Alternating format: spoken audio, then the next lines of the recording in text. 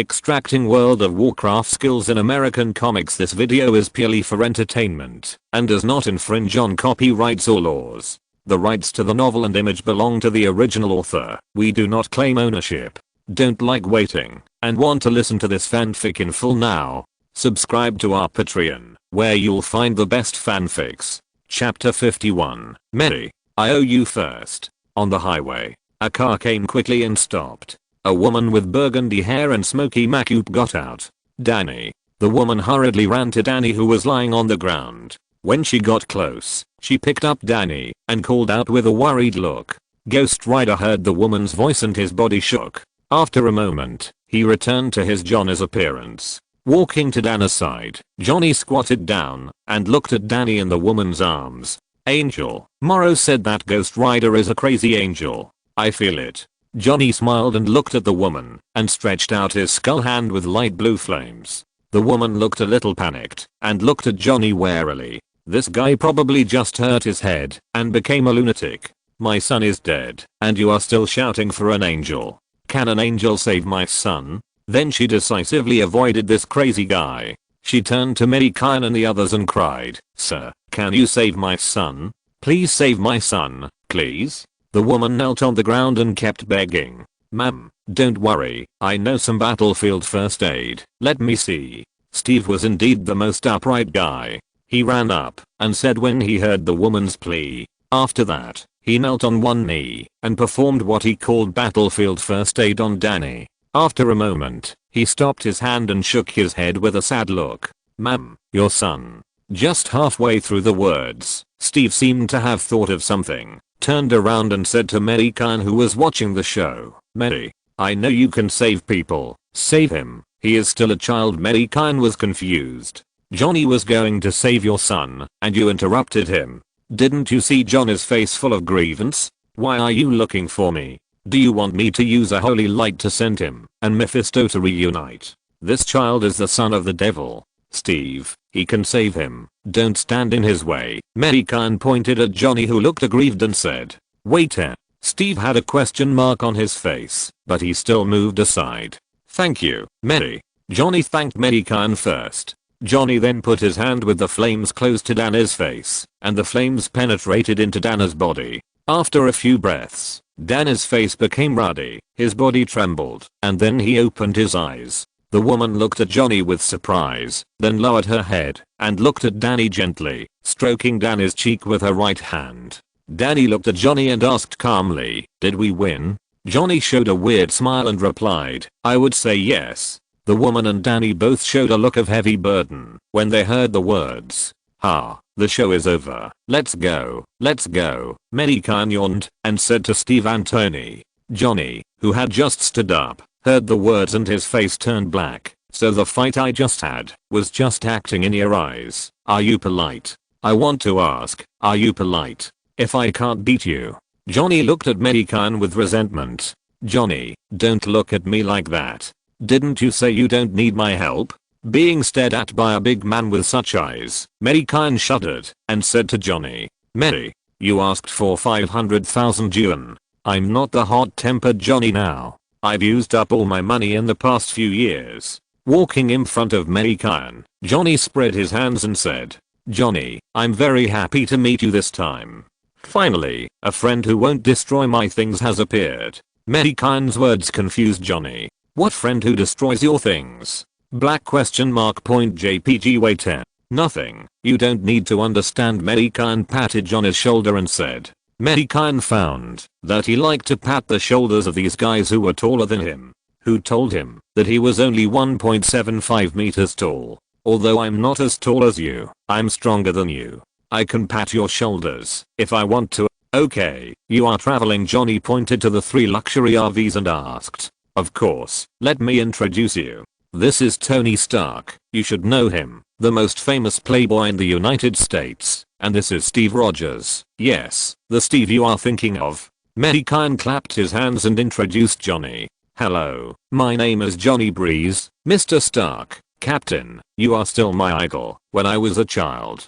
Johnny shook hands with the two and said politely, "Thank you, nice to meet you. Come, this is my fiancée Audrey and my daughter Ceci." Mei Gan hugged Audrey, who had already walked over and introduced Johnny. Then he picked up little Sissy, jumped his eyebrows, and showed a look that I have picked it up for you to see. You should know that I should give a red envelope. Mei, I owe it to you first. I didn't expect that you already have a child after not seeing you for a few years. I will definitely give you a big one next time, Johnny said with a sad face. Mei Gan rolled his eyes and gave a look in vain. Okay, let you owe it to me first. You must come to my wedding and remember to give me a big red envelope. I finally let out a sigh of relief. You only gave me 100,000 last time I asked for help, even though I agreed. Okay, it seems that I have to find a job to make money, otherwise I won't be like this next time. I have money, do you want to use it first? At this time, the woman hugged Danny and walked to Johnny and whispered, "It's better not to, Nadia, I'll give it next time," Johnny said in a rather chauvinistic way. Looking at the two people whispering there, Mei Gan's face was full of ambiguity. Okay, Mei, we should leave. Tony patted Mei Gan on the back and said, "Okay Johnny, let's leave here first and talk about the past in the front." Mei Gan interrupted the two people's whispers and called to Johnny. Then Mei Gan turned around and looked up at the little chicken and said to the little chicken, "What are you doing in the sky? Let's go. Are you still arguing about birth?" The little chicken, who finally managed to turn back to its original form, cried out in dissatisfaction. The red light squirmed and its figure shrank for a while, turning into a little chicken again. It ignored Mei Gan, swung its two chicken claws, and ran towards the RV. "You are still angry with me?" Mei Gan muttered at the figure of the little chicken. An hour later, on a road more than 20 kilometers away from the ancient city of Ephesus, 3 luxury RVs drove in front, followed by a truck, and Johnny's motorcycle was parked safely on the truck. "Guys, there is a good camping site ahead. Let's prepare lunch there," Mei Gan said, after turning on the call mode. "Okay, you decide." Mei. Tony's voice came. "Steve, tell Johnny in the back that we need to rest in the front first." "Got it," Steve said, slowed down the RV, waved to Nadia on the truck, and pointed to the front. Nadia understood instantly and made an okay gesture. Chapter 52 Welcome, Ghost Rider. At noon, the sun was shining overhead. Under the side panels outside the RV, Mei Gan and his group sat together around a simple table. There were all kinds of rich food on the table. Several people were concentrating on the food on the table. The little chicken stood on the stroller, its 2 fiery red wings sometimes covering its little head, sometimes separating, teasing little Sissy, while little Sissy stretched out her 2 little hands, as if she wanted to grab the fiery red wings, and was happily giggling. The little chicken felt that his initial idea of driving away the big sister was wrong. Facts proved that the big sister had no intention of eating it at all. He was fooled by the bad old man Uncle Khan. That dead old man was very bad. Perhaps it was because he offended the boss too much during that time, and the boss was very unhappy, so he summoned the Red Loach. In the past, he could have been loved by thousands of people, as long as he pleased the boss and the big sister. That Loach might not be summoned by the boss at all. I wasted a good card like this. Tears welled up in my eyes when I thought about it. Now it has made up its mind. As long as it serves little Sissy well, I will still be the fire phoenix that the boss loves and the big sister loves. It just so happens that little Sissy is a beauty fan. As soon as my body appeared, little Sissy fell in love with me. How do you say that? Brainless fans. That's it. Now I have put aside the delicious food to please little Sissy. The boss and the big sister dare not move to bring the food to me. Even if I don't drive the Loach away, I will make it kneel down under my red feathers. Thinking of this, the little chicken's head has already appeared, the picture of the Red Loach kneeling down at its feet in humiliation. Chirp, chirp, chirp. The little chicken looked up at the sky at a 45-degree angle. His eyes were empty, and his little chicken mouth was open. At first glance, it was in the state of soul leaving the body. Drops of saliva were dripping unconsciously onto little Sissy's hands. Wah wah wah, perhaps she felt that there was something bad on her hands. Little Sissy opened her mouth and burst into tears immediately. "What's wrong, baby?" Hearing little Sissy's cry, Mei Gan immediately put down the chopsticks in his hand, walked to the stroller and asked, Little Sissy raised her little hands that were already full of saliva and cried loudly. Mei Gan looked at the little chick who had not yet come to his senses and whose saliva was still dripping and his face had turned black. Bang bang bang. Mei Gan raised his fist as if he was hammering a nail with a hammer and hit the little chick's head 3 times in a row. Ouch, ouch, ah, it hurts. Chick chick chick. The little chick was beaten and its soul immediately returned and it cried while covering its head with its 2 wings. You still feel pain? I just asked you to eat but you didn't. I thought you were sensible and wanted to accompany little Sissy, but I didn't expect you to be so enthusiastic that you fell asleep in less than a few minutes. Look how dirty little Sissy's hand is. Mei Gan picked up little Sissy, stretched her little hand in front of the little chicken and scolded it. Looking at the saliva on little Sissy's hand, the little chicken shrank its head, remembering that its boss had a slight obsession with cleanliness. It covered its head with its 2 wings and whispered, "Boss, my saliva is not dirty, it can also kill bacteria. You dare to talk back?" Mei Gan stretched out his hand and pretended to hit it again, scaring the little chicken and running towards Audrey. Big sister. The little chicken had red eyes and looked at Audrey aggrievedly as if he was about to cry. It was obvious that he wanted Audrey to support him. Audrey smiled knowingly, pretending to look sullen, and said to Mei Gan, "Why do you always bully Xiao Hung? Look, you beat her so hard that she's about to cry. You don't act like a big boss at all." Audrey didn't forget to hit Mei Gan's shoulder after she finished speaking, and then she touched the feathers of the little chicken with a smile, and then picked up a fried chicken leg and put it in front of the little chicken. "Look, the big sister has already scolded him for you. Eat first." Audrey comforted the little chicken. Mei Gan looked at Audrey and the little chicken speechlessly, and then ignored them, frowning at Sissy's little hand. "It's so dirty, damn chicken." Mei Gan cursed secretly, took out a pack of alcohol wet wipes, and wiped Sissy's little hand carefully twice, regardless of Sissy's crying. "Be good, baby, daddy has already taught that little chicken a lesson. Don't cry anymore," Mei Gan said softly while holding Sissy. Everyone smiled at the fuss of Mei Gan and the little chicken. Johnny looked at the Mei Gan family with envy, thinking of his ex-girlfriend, the host. "If it weren't for Mephisto's plot, I should have been living a happy life with Roxanne." Johnny. Nadia held Johnny's hand and asked worriedly. Anyone with a discerning eye could see that this widow must have taken a fancy to Johnny. And Johnny might have his own ideas. After all, he hadn't touched a woman for several years and had been avoiding her. If it was before, he would not agree, but now he would not refuse love because it was Mephisto who made him lose love before, and now he got it back. Johnny held Nadia's hand in reverse, turned around and smiled at her, indicating that he was fine. "Johnny, what are your plans for the future?" Steve asked Johnny beside him. "I don't know either," Johnny said after drinking a glass of wine. "Hey, man, when I first saw you on TV, I always thought you were a lunatic, you know?"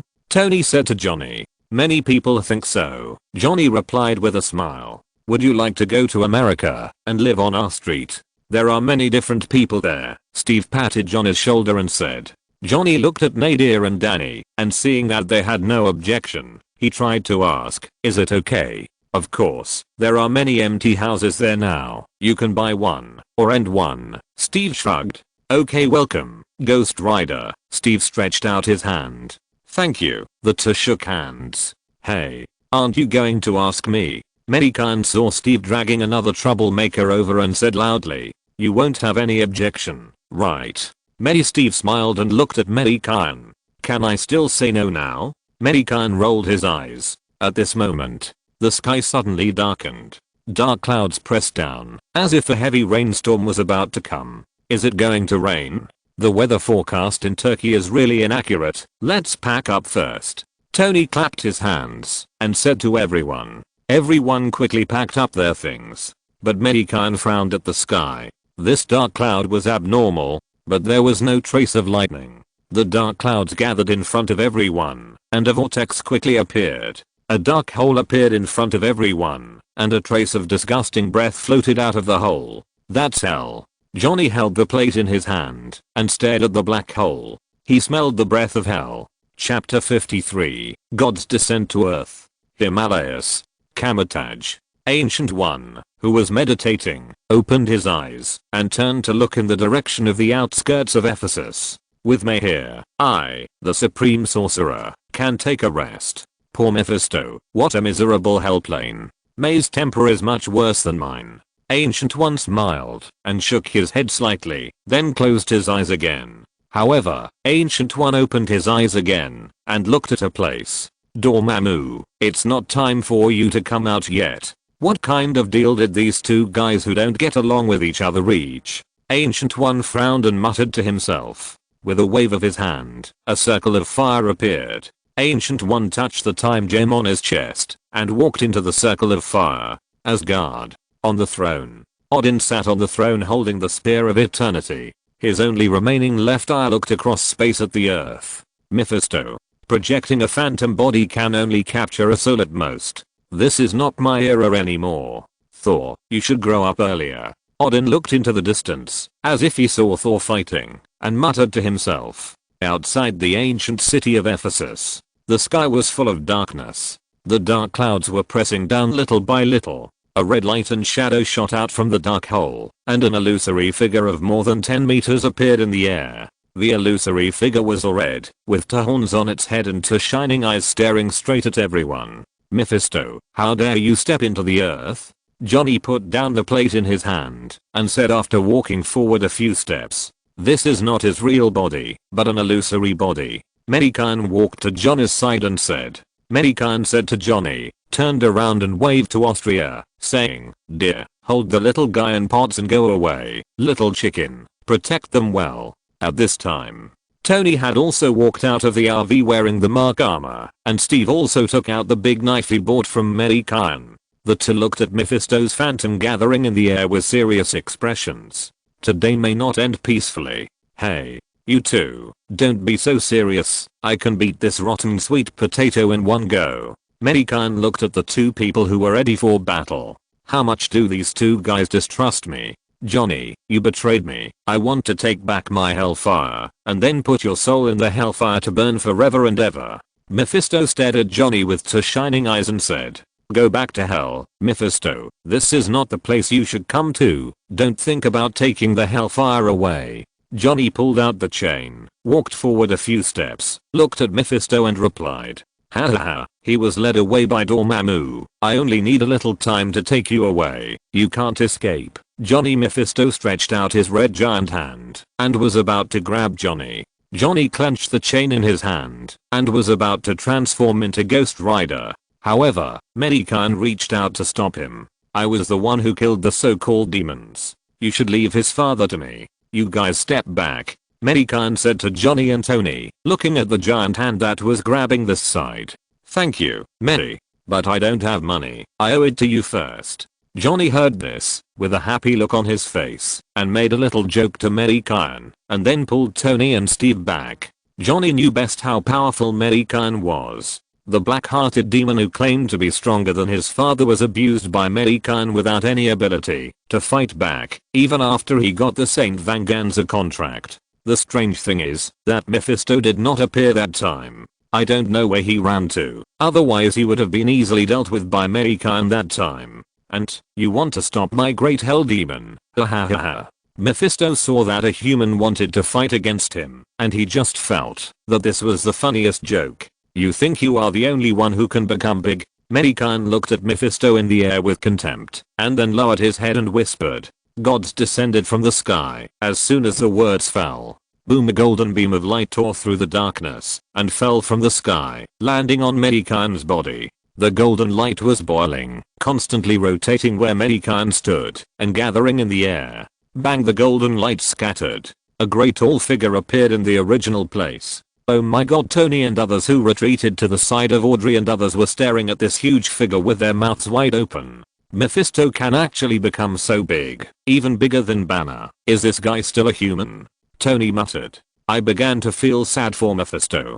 I don't know how much I paid to project my phantom body, and then I met Mary. Johnny looked at Mephisto with sympathy. Gods descended from the sky. the ultimate skill of the human hero King of the Hill. Although in Mei Gan's current view, the ultimate skill is no different from the first skill or the second skill. That is, the amount of magic power input determines whether the skill is powerful or not. Using skills can make the user taller, bigger, stronger, and look like a stone statue. In this form, the user will be immune to magic, increase physical defense, and improve various attributes. This is the effect of the skill of the God of Heaven extracted by the system. Mephisto's outstretched hand froze in place, looking at the human who suddenly appeared with some doubt. "Who are you?" Mephisto looked at Mei Gan and asked. "The one who killed you," Mei Gan said, and opened his grey right hand, and a huge short hammer appeared in his hand. "I didn't expect that I would still have to use the same short hammer as Thor in the end.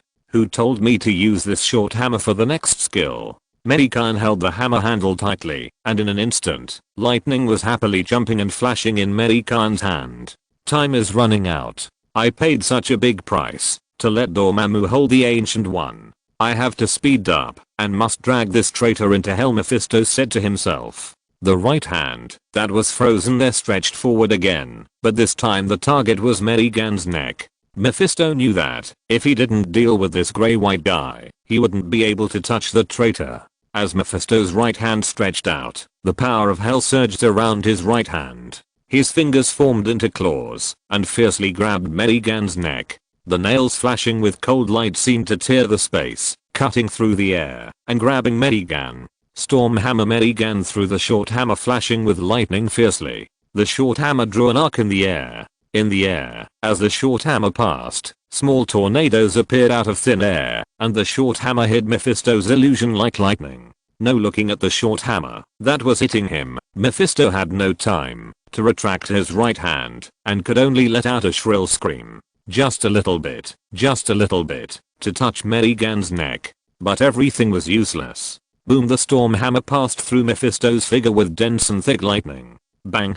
Mephisto's phantom shattered into pieces like broken glass, and then dissipated in the air. Mei Gan looked at the shattered and dissipated Mephisto's phantom and sneered, "What a weak demon." Chapter 54, The Power That Punches Through Hell. Outside the ancient city of Ephesus, everyone looked at the dissipated phantom of Mephisto with admiration. Audrey smiled with little Sissy in her arms, her face full of pride. "This powerful man is your father, little Sissy." Audrey kissed little Sissy and said softly. Little Sissy seemed to understand Audrey's words, and her two white and tender little hands stretched out to the huge grey white figure, giggling, as if seeking a hug from her father. As Mephisto dissipated, the opened hole of hell was slowly closing, and the sky full of dark clouds was slowly dissipating. "Humph, do you think I can do nothing to you, just because your real body is hiding in hell? I'm a man of my words. I will kill you, if I say I will, and I will never lie to you."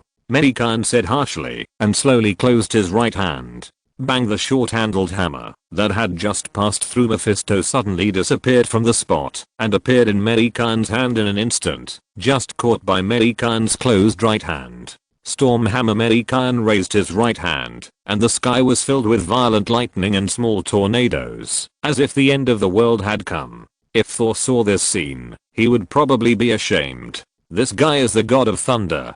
Did my hammer betray me? A huge amount of magic power poured into the short-handled hammer. Boom boom boom, the lightning became more violent, illuminating the sky that was not yet bright.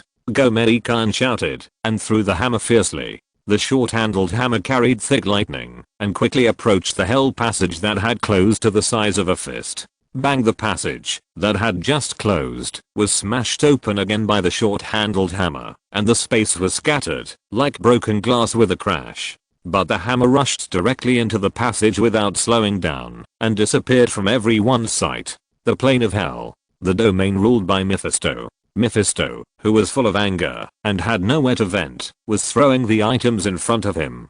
"Damn humans, damn ghost riders, I must drag their souls into hell and torture them severely." Mephisto's body was filled with hellish aura, and he smashed a wine glass in his hand to the ground, cursing Mei Gan and Johnny. At this moment, boom. In the hell plane, above the territory ruled by Mephisto, lightning and storms suddenly appeared in the sky, and the phenomenon of doomsday appeared in hell. "What is this?" Run quickly, could it be that Thor from Asgard is leading people to attack us? It's impossible not to escape almighty demon lords. Please bless us. The demons ruled by Mephisto looked at the strange phenomenon in the sky with horror. A huge blue light ball was flying rapidly towards the castle where Mephisto was. The blue light ball carried the sky full of lightning and bombarded Mephisto's castle. Wherever the lightning passed, the space of hell was as fragile as glass and shattered. The plane of hell. The other rulers all looked towards Mephisto's territory. Odin, you've crossed the line. It's not Odin. It's not his power. Who is that?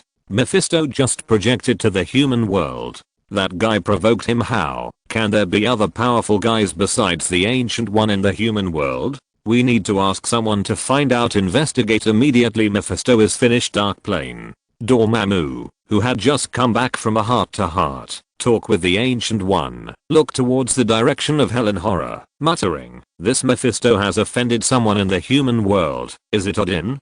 Damn Mephisto, I hope I won't be implicated." In Mephisto's castle, looking at the hammer that was rapidly approaching him, Mephisto's expression had changed from anger to fear. He never thought that the human had such a powerful force.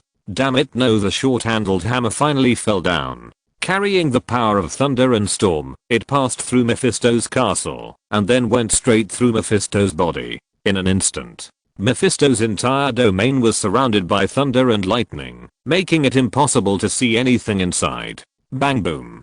Directly penetrated by the storm hammer, Mephisto's body was once again bombarded by thunder and lightning. The powerful force directly turned Mephisto into ashes and dissipated in hell. However, the storm hammer was not willing to give up and directly smashed into the ground, and the entire Mephisto domain shook directly. It was as if it had suffered a 12 magnitude earthquake. Mountains and rivers were broken, the earth cracked, and the flames of hell gushed out from the ground. The cracked boulders were thrown into the air by the vibration and then turned into meteorites and fell to the ground again. Countless demons were all shaken into pieces by this force or burned to ashes. The storm hammer tore open the space on the ground and was about to penetrate again. And at this moment, bang, the storm hammer suddenly disappeared from the spot. Only a collapsing and devastated land was left, and all the hell creatures had disappeared. And where Mephisto was just now, there was a space crack. Shortly after the storm hammer disappeared, a dozen figures appeared outside Mephisto's territory. The demons looked terrified, staring blankly at the area that was still being destroyed by the power. After the demons came to their senses, they looked at each other, swallowed the non-existent saliva, and disappeared without leaving a word. Now they just want to hide in their own territory. This power is too terrifying. Don't let it implicate them. They have already planned that they will never step into the human world in their lifetime. Is hell not fragrant?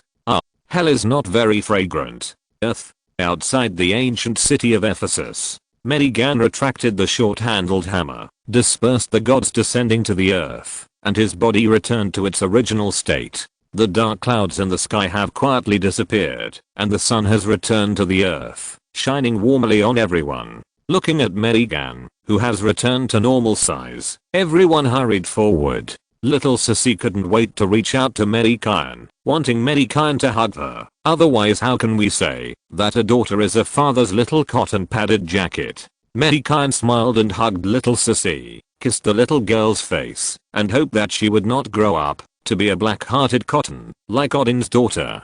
Little Sissy lay on her father's shoulder, looking at the horizon in the distance, stretched out her right hand, pointed at Steve's mouth and shouted, "Boom!" and the accident happened. Bang! As soon as little Sissy's voice fell, a magic power rushed out from little Sissy's fingertips and instantly hit Steve's chest, causing Steve to step back several steps. Everyone was stunned by this sudden incident.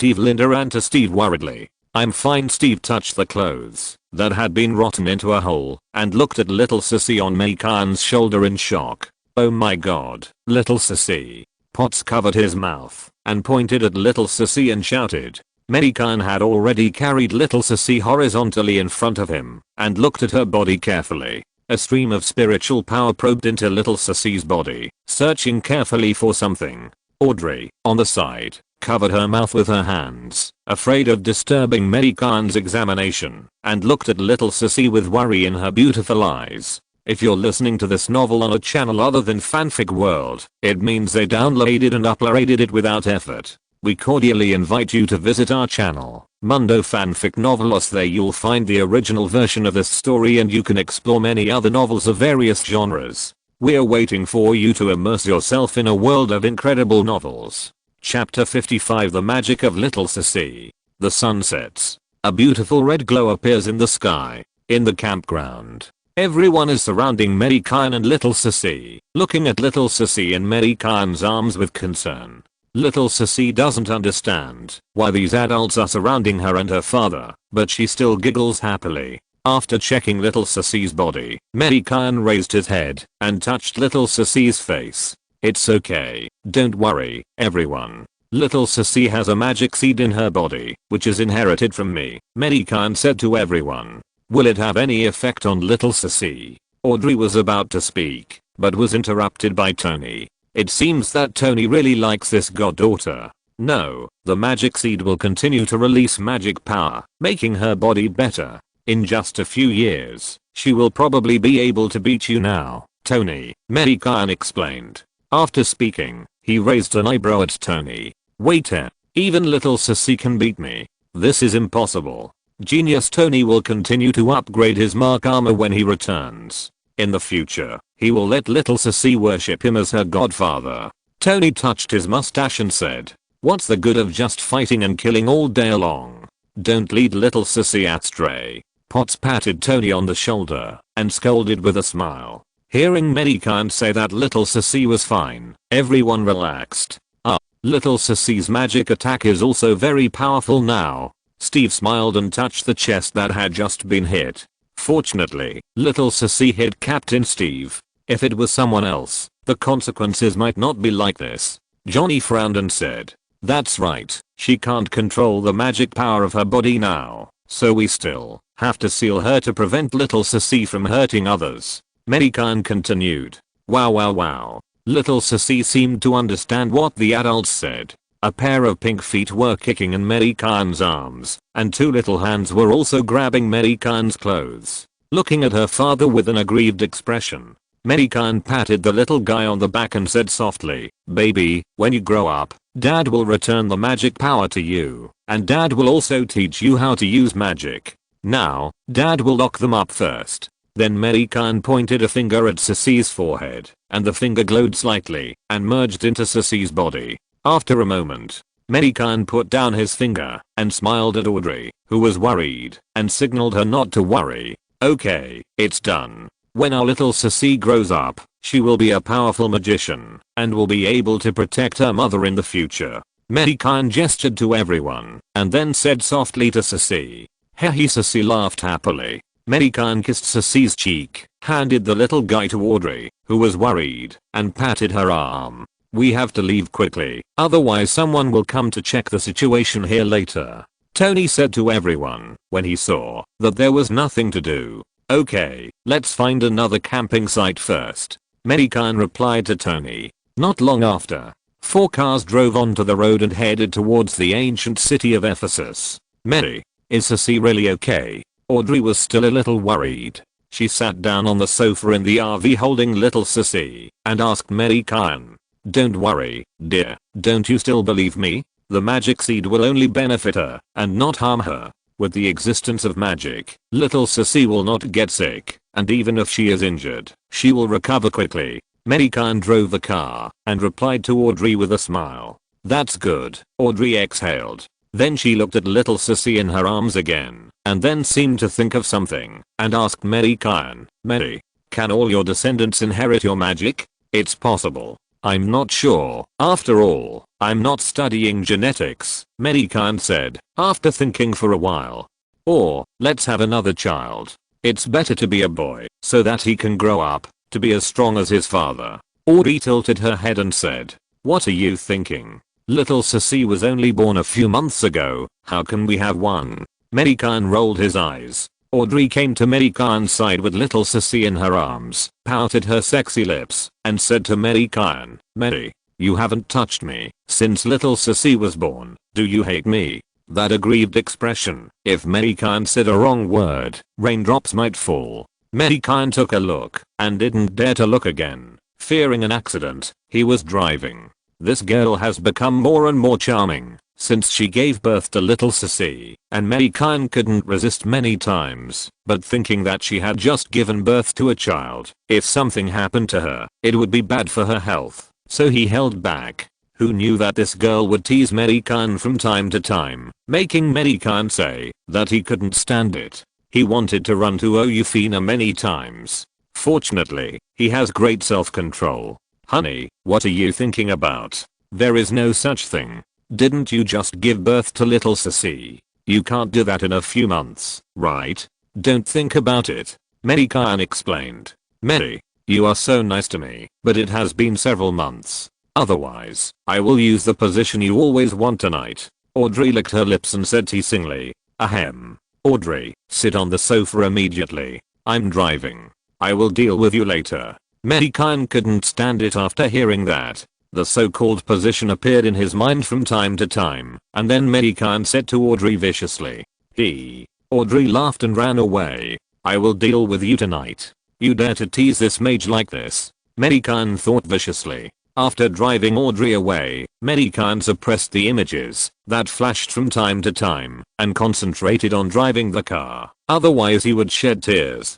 By the way, how can Audrey's personality be so changeable? Sometimes gentle, sometimes cute, and sometimes charming. Is she schizophrenic? I don't want to think about it. This time, everyone drove to the gate of the ancient city of Ephesus and found a camping site directly at the gate. We will play here for a day tomorrow and then go directly to the beach to take a yacht to the Aegean Sea. Mei Gan has always been curious about the scenery of the Mediterranean. After all, many classics before crossing have some Mediterranean style buildings. At night, the moon is high. Everyone is sitting around a round table, eating the hot pot that Mei Gan bought online.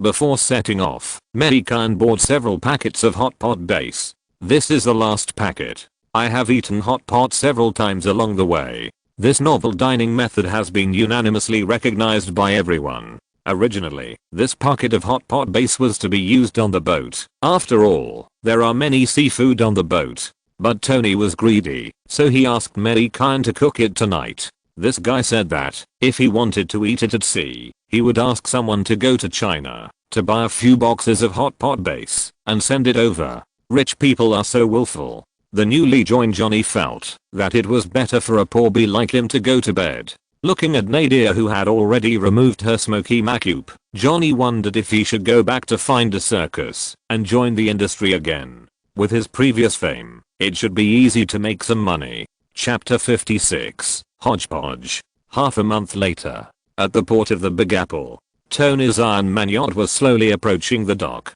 Tony and several ladies got off the yacht in a listless state. As ordinary people, they would be exhausted after traveling for a few months. Even Steve, who had been injected with serum, was a little out of spirit, not to mention Tony and the others. After several months of traveling, they finally returned to the Big Apple. Sitting in the luxury car Tony called, everyone lay in the extended luxury car in a jelly-like posture. The car drove steadily to the street where everyone lived. Now Tony and his friends just wanted to go back to take a shower, have a good sleep and rest for a few days. Not long after, the car had already driven into the street. Looking at the street, that had not changed at all from when he left, Mei Gan felt like he was home. He had lived here for several years, his child was born here, and he had friends and acquaintances here. It was not an exaggeration to call it home. By the way, should I have a wedding with Audrey? Let's go back and discuss it with someone. I have to give her a name.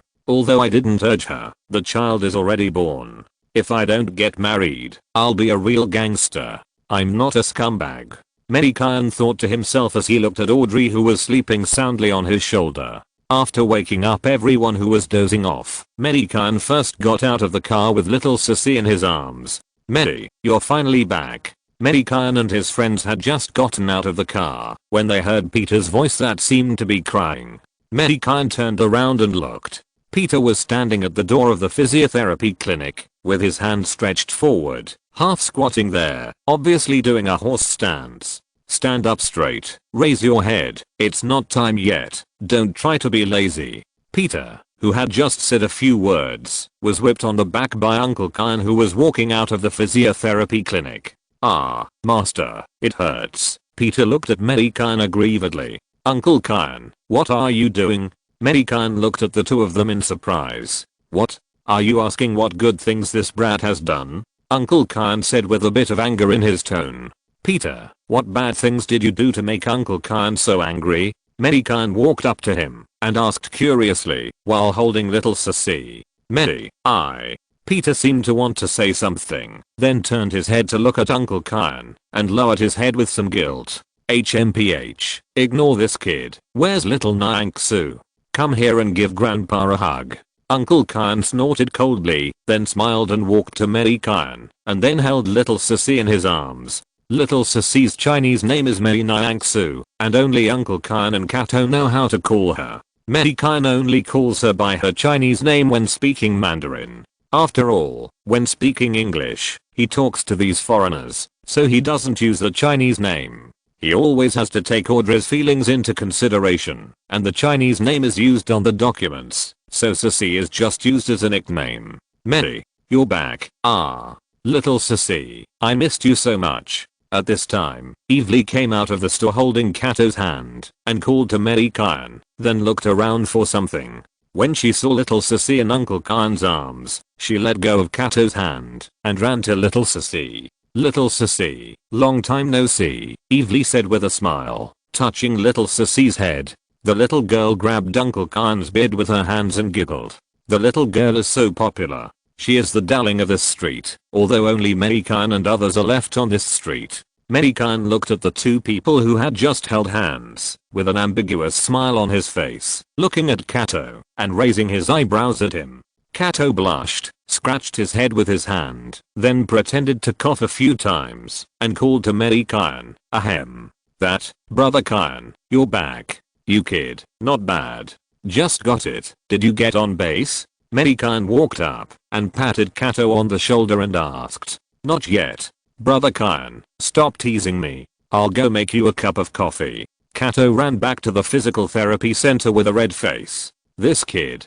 "Hey, Mei, you can't bully Kato. I heard it." Evely suddenly turned around and glared at Mei Gan. Okay, Evely, I didn't bully him." Uncle Kyan played with little Sissy for a while, then gave little Sissy to Evely. "What happened to Peter?" Mei Gan asked as he accompanied Uncle Kyan into the physical therapy center. It was Mei's birthday a few days ago, and this brat wanted to prepare a birthday present for Mei, so he went to fight in an underground boxing match. He won the fight, but he didn't get the money, and the money from the finance department was robbed right before his eyes. The brat didn't reach out, and it would have been fine if he didn't reach out. Who knew that Mei happened to go find him and called out to this brat across the street, and the robber thought he was trying to stop him, so he shot her. Mei almost died, but fortunately you left me the potion. After Uncle Kyan finished speaking, he stared at Peter at the door with his eyes full of whites. Mei Gan was stunned. Isn't this the plot of Tobey Maguire's version of Spider-Man? How did it happen to Holland? No, didn't I hear Peter say last time that he was going to Osborn? Isn't this a hodgepodge of two versions of Spider-Man? It was a mess, and Mei Gan's head was a little dizzy. Did Gwen and director George appear at some point, and it would be a hodgepodge of three versions? He always thought this was Holland's version of Spider-Man. I should have known it the last time I heard about the Osborn group, and Mei Gan didn't think much about it at that time. Speaking of which, does Peter have a fat Chinese friend? Is Harry still his good friend? At that time, Uncle Ben should have told him that the greater the ability, the greater the responsibility. There is no Uncle Ben here, or Peter's uncle is dead. Since he met Aunt May, she has been single. No one preached to Peter. Uncle Kyan would only teach him to kill those bastards. TSK. I wonder what kind of little spider will be taught. After all, Uncle Kyan is a gangster. Will there be a foul-mouthed, machete holding, pointing at the criminals and cursing, saying that this street is under his protection? It's quite exciting to think about it. I'm glad that Aunt May is okay. Are you punishing him or teaching him martial arts? Mei Gan glanced at Peter at the door and said, HMPH, the brat only has strength, but no experience or skills. It takes more than 10 minutes to fight a black boxing. It makes me so angry. It makes me, as a master, so I have to let him practice well. Uncle Kyan scolded. So you are angry because he embarrassed you. You didn't teach him experience and skills. At most, you taught Peter the art of physical therapy and health preservation. You are too barbaric, old man. I thought you were punishing Peter and training him because of Aunt May's injury. Who knew you were such an Uncle Kyan, not worried about Aunt May at all? Perhaps he noticed Mei Gan's thoughts, and the old man said again, if Mei was not fine, I would have beaten this brat to death. HMPH. How is the robber? Have you found him? Mei Gan ignored the old man's excuses and asked again. That night I took Peter to sink him into the river, and he did it. Uncle Kyan said easily, after taking 2 sips of tea. Aren't you teaching the child bad things? Mei Gan frowned. He will have to go through these things sooner or later. Do you think that he won't be exposed if he goes out in pajamas every night? By then, only his Aunt May and friends will be implicated. So I gave him 3 choices. Either he just be a hero and I will help him clean up the mess later, or he has to learn to protect his family. Perhaps he should hide his ability and study hard to be a good student. It depends on what he chooses. How long can you help him when you are so old? Mei Gan looked at Uncle Kyan with disdain. Isn't this forcing Peter to kill? It depends on what he chooses. I'm not forbidding him to kill. I just want him to hide his identity and protect his family. You don't know how many times I have cleaned up the mess for him. This is not a movie. You can't recognize people with a hood on. This is a movie. Mei Gan took Kato's coffee and muttered to himself. Chapter 57. Forget it. At the entrance of the physical therapy center, Mei Gan squatted beside Peter. Peter, don't think too much. Your Aunt May doesn't blame you, I know. Mei. Peter hesitated. Okay, think more about the consequences of doing things in the future. You are a kind child. Peter. Mei Gan patted Peter on the shoulder. Thank you. Mei. Then, tell me now, what do you want to do in the future? Peter. Mei Gan looked into Peter's eyes and said seriously. I choose family. This is not a choice, Peter. This is a responsibility. This is your responsibility as a family member and a friend. You should not want to attend their funerals, or they go to yours. Mei Gan said seriously. Peter, I'm not preaching to you. You can help others, be a superhero, or you can stand by and watch, but you have to think about the consequences. Do what you can. You have to think more about Mei. She is your only relative. It's not the end of the world yet. Even if you can't handle it, there are others. Mei Gan didn't wait for Peter to answer and continued. Then Mei Gan stood up, patted the dust on his butt, and said to Peter, for example, there is me. Mei Gan smiled at Peter after he finished speaking. Well, learn kung fu from your master. Your master is calling you. Mei Gan pointed to Uncle Kyan and the physical therapy center. Thank you, Mei. I know what to do. Peter bowed to Mei Gan and ran to Uncle Kyan. You were really cool just now, Mei. Steve's voice came from behind. Thank you for the compliment, Captain. Mei Gan replied with a smile. TSK. He's still a child. Don't be too strict, Steve said, looking at Peter's back. In the evening, inside the veteran tavern, everyone gathered here. Tonight is a welcome party for Johnny's family. Well, Johnny has already lived with Nadia and Danny. Danny has already called Johnny Dad. The speed is really fast. Congratulations to Johnny on becoming a father. Danny is very satisfied with Johnny as his stepfather, but he doesn't have much money. I heard that Tony gave the money to buy the house first. Johnny used his transformation into Ghost Rider to let Tony study the house in exchange. Yes, Johnny has become a happy worker like Banner, but one is doing research and the other is being studied. Tony really awakened his hobby of stamp collecting. Who else will be pulled in by Tony? Will it be Thor? Perhaps it is, because Banner and Johnny have mutual understanding. Look, they are all gathered together to drink and chat.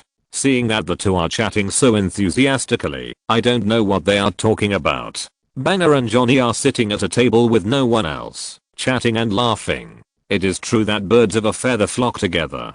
Johnny's stepson, Danny, met Peter's eyes, and the two were talking about something furtively. Nadia was chatting happily with Aunt May. As soon as I saw their eyes, I knew that it must be about Peter and Danny. Tony and Steve were drinking a little wine out of boredom, talking from time to time. Seeing Tony's listless appearance, Mei Gan felt sleepy. That's right. With his physique, traveling for so long, he has to drive himself, and he has to hand over food and grass from time to time at night. It is also difficult for him. Mei Gan walked up and stretched out his left hand to pat Tony on the body. The golden light silently invaded Tony's body. Tony only felt a shock all over his body, and all the fatigue on his body after the trip disappeared. Mei, you should have used such a good magic on me earlier. Tony looked at Mei Gan with resentful eyes. You think you can just use it casually? It's just a temporary solution. You might as well let Uncle Gan give you a one-stop service tomorrow. Mei Gan rolled his eyes at Tony and said, does it work? Tony said with a little interest, it must be useful. Uncle Gan is an old technician. I'm going to ask. I'll make an appointment with Gan tomorrow. Tony hurriedly ran to find Uncle Gan after hearing this. Hey, Tony, I have something to discuss with you. Mei Gan hurriedly grabbed Tony, who wanted to leave, and said, what is it? Tony asked puzzledly. Let's go to Banner's place and find them together. Mei Gan motioned Steve and Tony to follow. The three walked to Banner and Johnny's table. Mei Gan cleared his throat and looked at Audrey, who was chatting with Natasha and Linda. Seeing that they were chatting happily and didn't notice this, he whispered to them, Audrey has given birth to a child. I want to propose to her, but I don't know how to do it. Teach me quickly. When they talked about this, their interest increased greatly. After all, they all had girlfriends and would take this step sooner or later. It would be good for someone to rehearse it first, so that they could learn it when the time comes. Several people started chatting at once. Mei Gan listened to their suggestions and felt that none of them was useful. For example, Banner said that, if it were him, he would solve a problem that Betty was solving as a proposal gift, and Betty would definitely agree to him with joy. You can pull it. Steve said to hold a dance party, then invite Audrey to dance, and propose to her at the dance party. You are going to dance this dance for the rest of your life, right?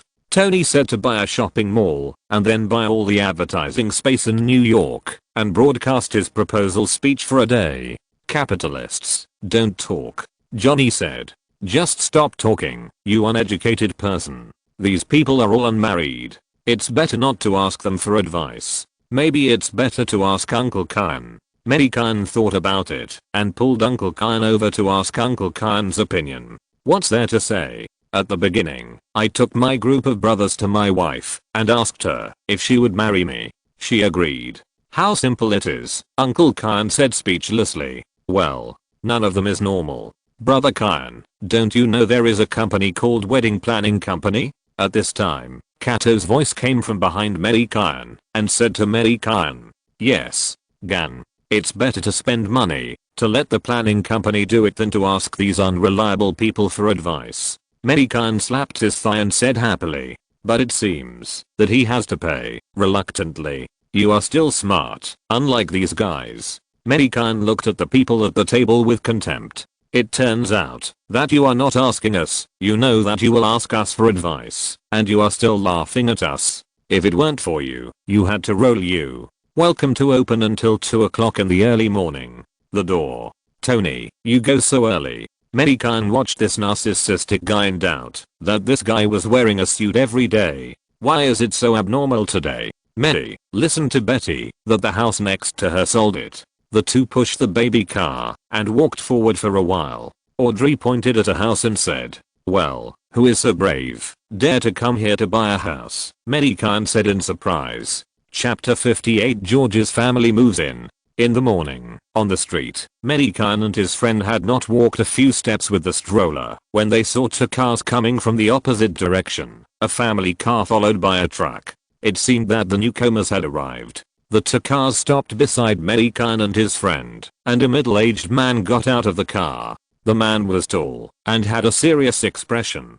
He didn't seem to be easy to talk to. After the middle-aged man got out, a middle-aged woman and a girl who looked like a high school student got out one after another. After the middle-aged woman got out of the car, she saw Mei Gan and Audrey next to her and hurriedly walked up to greet them, saying, hi. Hello, my name is Helen. Do you also live nearby? Hello, my name is Audrey, and this is my fiancée Mei. We live in the flower shop in front, Audrey said after reaching out and shaking hands with Helen. Mei Gan looked at Helen and nodded slightly. He felt that this family looked a little familiar. Wow. Is this your daughter? She is so cute, Helen said after listening to the introduction of the two people, looking at the little sissy in the stroller. Thank you. You moved in today, Audrey responded with a smile. Yes. My husband used to work in another state, so he moved here because of his work. The houses in the Big Apple are really cheap, Helen explained with a smile. Audrey and Mei Gan smiled at each other. It was only on this street that the houses were cheap. You should go to other places to have a look.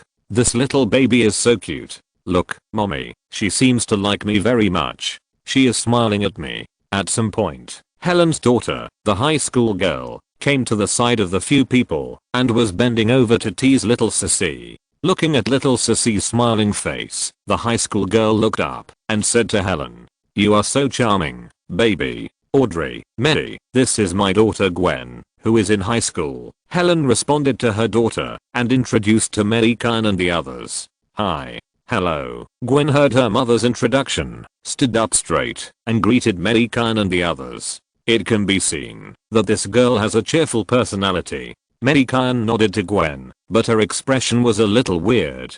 Gwen's to see. No wonder she looks so familiar. It turns out she is one of Peter's girlfriends, and in the parallel world she is a female spider. In that case, this guy must be Director George. Wow. Yesterday he said there might be someone named Gwen breaking in, and today she showed up. Mei Gan looked at Director George who was directing the movers. Oh. Mei, that's my husband, George. George Stacy. Helen saw Mei Gan looking at her husband and quickly introduced him to Mei Gan. Dear, don't you come over and say hello to our future neighbor? Helen introduced Mei Gan and called to George who was facing away from her. Okay, George responded after hearing that. Hello, sir, I'm George. George walked over and stretched out his hand to Mei Gan. Mei Gan smiled and nodded, stretched out his hand and shook George's hand and replied, Mei Gan, you can call me Mei. Nice to meet you, Mr. George. Me too. George smiled a little on his serious face. Mei Gan looked at George and actually wanted to say something. Do you have a sister named Paige? It's no wonder Mei Gan thought so. Who told him that Peppa Pig was so famous before he traveled through time? Mr. Mei, I think this street seems to be quite deserted. Did something happen here before? George, as expected of the police chief, found the problem right away and wanted to ask Mei Gan what it was. If he knew that the reason for the lack of people on this street was the man in front of him, I wonder what he would think. In fact, George was also helpless. He found the problem when he first came here to look at houses. He thought about looking for a house somewhere else. After all, this place is so abnormal and the house price is too low. However, who told him that he didn't have much money, and his wife said that she wanted to live here? The house price was cheap, the environment was not bad, and there was a small park a few steps away. Alas, he just came here and hasn't reported yet. He hasn't investigated the situation here yet. He can only ask the residents here for news. I hope it's not a bad thing. Mr. George, have you seen the news? The two monsters fought each other on this street. Because of fear, the residents moved away. Mei Gan pointed to the newly built house in front and said, those collapsed houses were built by Tony. There was no other way. The capitalists bought the land of the collapsed houses with money. After all, he would live here in the future. There couldn't be a ruin on this street. The houses that didn't collapse were not bought. I see. Then don't worry. I saw the news, but I didn't pay attention to the address. I didn't expect it to be here. George showed an expression of sudden enlightenment. But this was all played by George. How could so many people run away after a fight between two monsters? There must be other reasons. People dare not continue to live here, and they have to think about selling the house at a low price. Welcome to your family, Mr. George. You can come to the Veteran Tavern in front in the evening. We will hold a welcome party for you. Mei Gan pointed to Steve's house and said, how can this be embarrassing? Helen said embarrassedly before George spoke. This is a daily routine of our street. As long as someone moves in, we will hold a welcome party. There happened to be a new resident moving in yesterday. We also held a welcome party last night. Mei Gan pointed to where Johnny's family was, just to the right of Banner, and George's family was on the left of Banner. Just then, Johnny walked out of the house, and seeing Mei Gan pointing at him, he asked in confusion, "Mei, is there something wrong?" "Nothing, just introducing you to the new residents. After all, you just moved in yesterday. Go to Steve's place tonight." Mei Gan waved his hand and said, "That's Johnny. I'll introduce you to the residents here tonight. They are all very easy to talk to." Mei Gan said to George. "Okay, Mr. Mei, we will definitely arrive on time." George agreed. "Then we will go back first. See you in the evening." Everyone, Mei Gan said to the few people. "See you in the evening," George responded. Chinese people are really gentle, but Mr. Mei and his fiancée are really in love, Helen said with emotion as she looked at the backs of Mei Gan and the others. "Yes, just like when we were young," George said as he put his arm around Helen's waist. Helen rolled her eyes at him, then clapped her hands, and said to Gwen, "Okay, Kit, I think we should clean up our new home. Let's get started." "Got it," Gwen replied weakly after hearing this. "It's getting more and more lively here, dear," Audrey said with a smile, while hugging Mei Gan's arm. "Isn't that good?" Mei Gan looked at Audrey in confusion. "Very good. Your physical therapy clinic business will get better and better in the future," Audrey said with her hand covering her mouth and smiling. "Yes, then there will be money to support you and little sissy." Mei Gan touched Audrey's soft hair. "Yeah, that's great," Audrey said as she kissed Mei Gan's cheek. Little sissy, lying in the stroller, looked at the two people showing their affection, and waved her arms and cried. Chapter 59. Should I not live here? At night, the white moonlight sprinkled on the ground, as if putting a layer of white gauze on the buildings. In the veteran tavern, Mei Gan and his group were drinking and chatting in groups of 3 or 4. At this time, George walked into the tavern with his family. Mei Gan hurriedly stepped forward after seeing them, brought George's family to everyone, and then introduced them to everyone. "Oh my god, Tony Stark actually lives here. He didn't go to his beach villa to live." Looking at Tony Stark, who was sitting at the bar and drinking, Gwen covered her mouth with her hands and said to her mother with excitement, "Calm down, Gwen. You are a girl. You look at me. You scared me." Helen pointed at Peter, who was looking at this side with a surprised face, and said to Gwen. Gwen turned her head and saw a boy about the same age as her staring at her in amazement. Gwen lowered her head quickly, her cheeks slightly red. "It must have been ugly just now. I really want to escape from the earth." Gwen thought for a moment, walked up to Peter, stretched out her hand and said, "Hi. Your name is Peter. Peter Parker, right? I'm Gwen Stacy. Hi." "Hello, I'm Peter." Peter replied stupidly. "Putchy." Looking at Peter's stupid look, Gwen laughed out loud. The youthful look made Peter look even more stupid. "Peter, do you live here too?" Gwen asked hurriedly when she saw Peter just staring at her stupidly.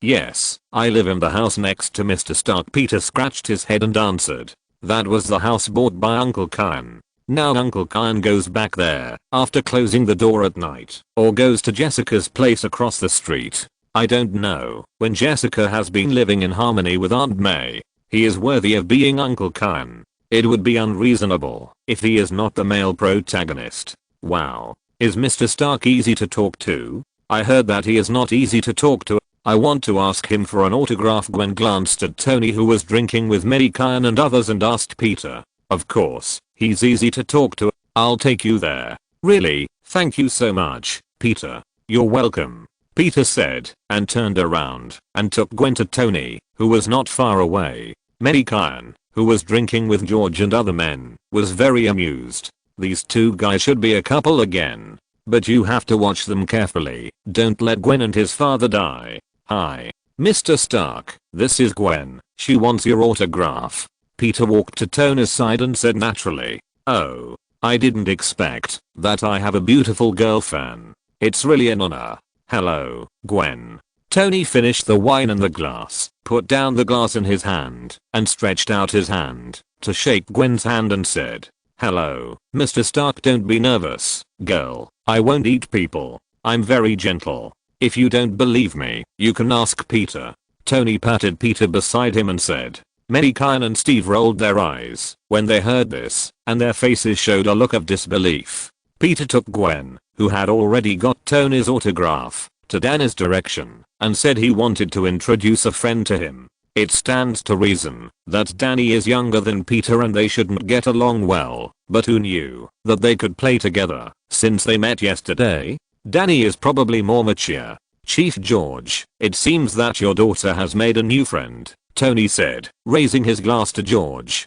Thank you. I'm relieved that she can make a new friend so quickly. Mr. Stark, just call me George, George said after taking a sip of wine. Then welcome to live here, George. Tony hadn't spoken yet. Mei Gan had already raised his glass to welcome him. Thank you. George felt very surprised. He didn't expect to see the famous Tony Stark here. This street is really magical. Tony doesn't even live in his own villa, but he lives here. There must be something special here. Maybe he will know it later.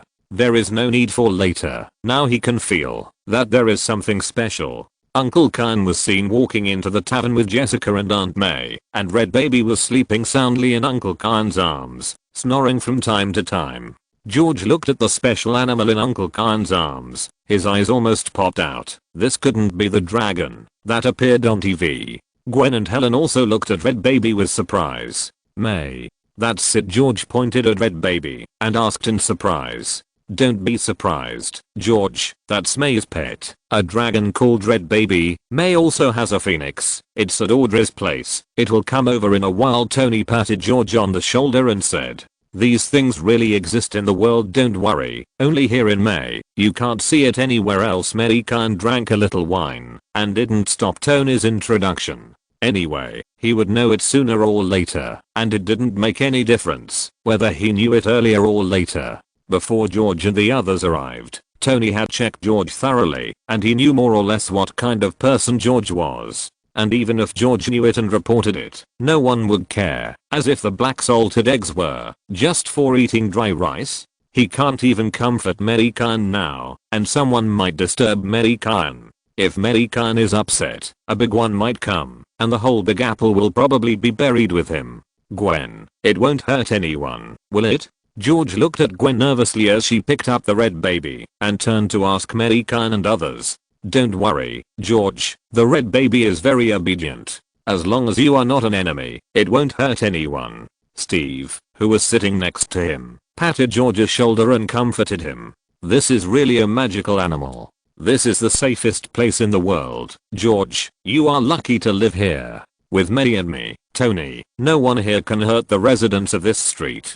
Tony patted his chest and said narcissistically, don't listen to his boasting, George. I'm officially introducing your neighbor to you. Mei Gan patted George on the shoulder, then pointed to Steve next to him and said, this is Steve Rogers. You didn't hear it wrong just now. This is not the guy with the same name as the captain. This is the captain, who was rescued from the ice some time ago.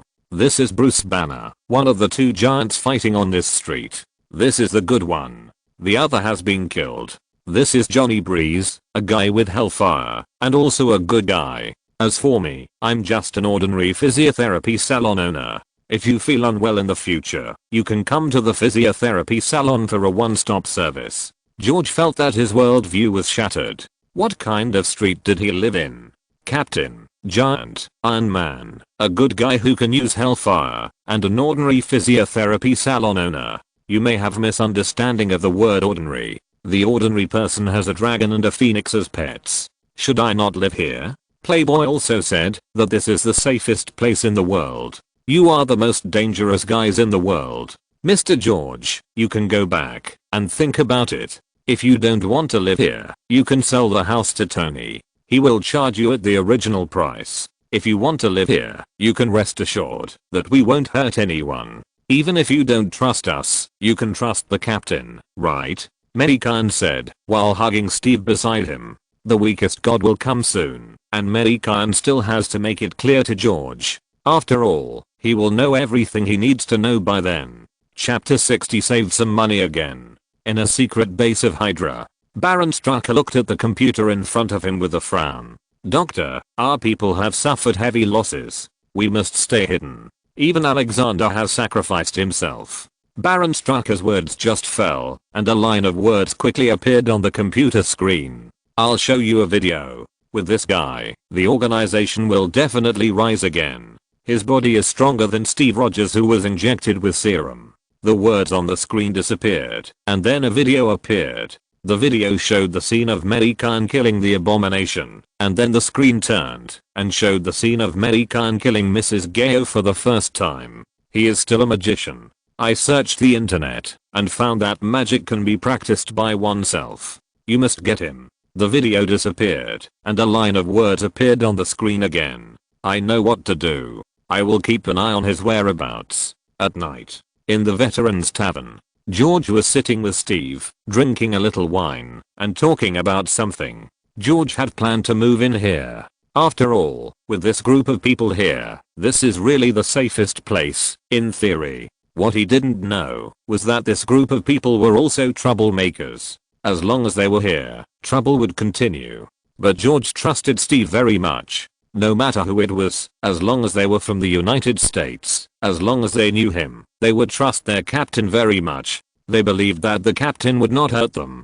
After all, the propaganda of the United States over the years was not false. And at this moment, Natasha, who was in uniform, walked into the tavern with a middle-aged man. The man was also in uniform, and looked at everyone with bright eyes. Natasha, you are back. Audrey saw Natasha and hurriedly walked forward and said, Audrey, you guys, you don't take me with you when you go out to travel. Audrey and Natasha hugged each other and said, hi, Barton, long time no see. Audrey said to the middle-aged man after separating from Natasha. Long time no see. Audrey. Barton, also known as Hawkeye, replied with a smile. Why did you come here with Natasha? Audrey asked with a smile. Barton has a mission tomorrow, so he will stay here for one night. He will go there tomorrow morning. He will come to see how your old friend is doing. Natasha explained. You can see that I'm doing well, Audrey replied with a smile. I can tell from your complexion that you are very happy.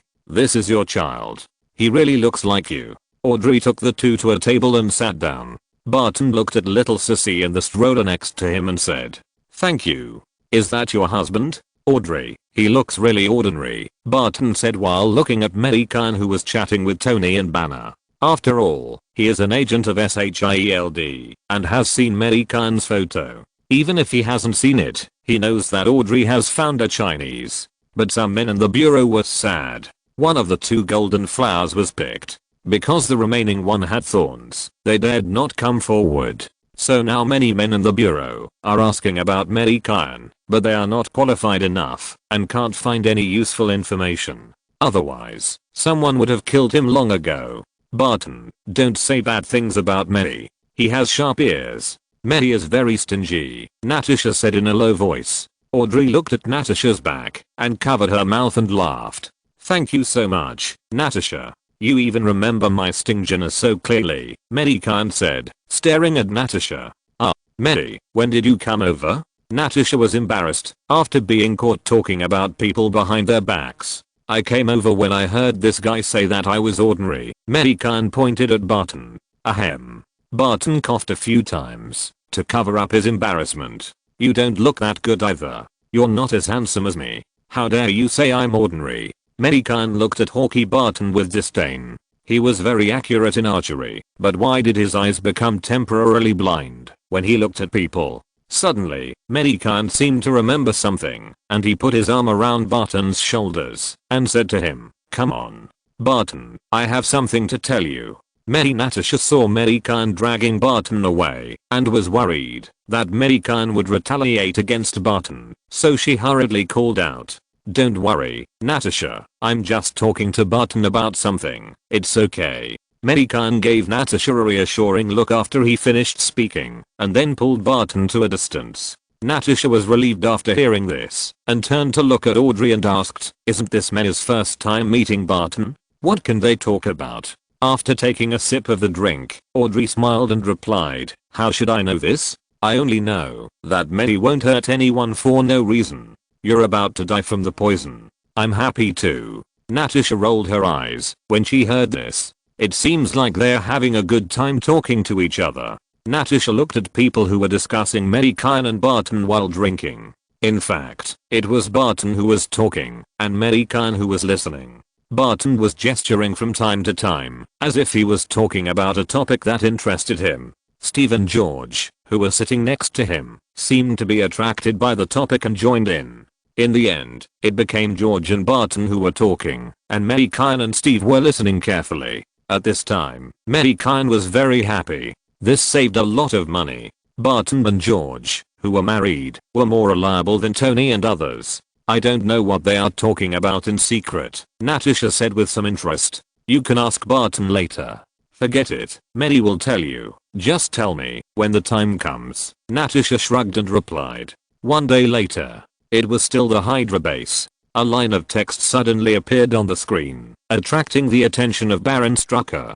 2 days later, the target will appear at this address with his woman, and no one else will go with him. The text disappeared, and a map appeared on the screen, with a red light spot flashing.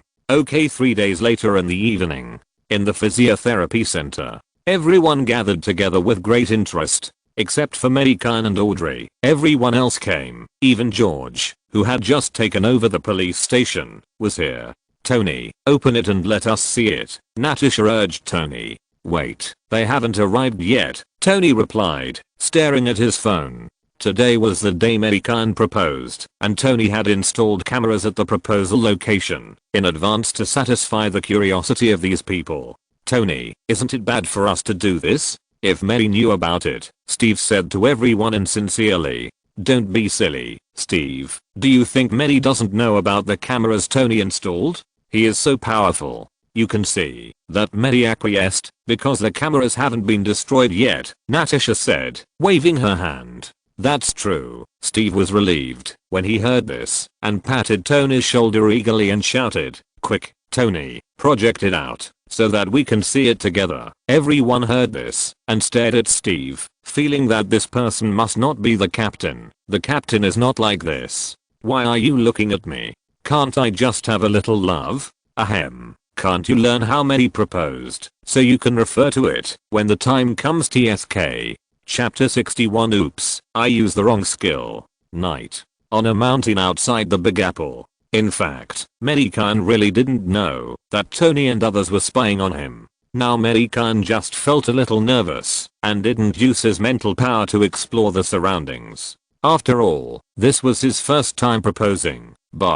He spoke as if someone had proposed many times. Although Audrey had given birth to a child for him, she was still nervous. Mei, we haven't been out on a date for a long time. Since little Sissy was born, we haven't been out together. It can be seen that Audrey was in a good mood. After all, this was the first time they went out on a date together in a few months. As for why they went to the mountain for a date at night, Audrey just thought that Mei Gan wanted to find excitement and asked her to go to the mountain so late at night. She was looking forward to it.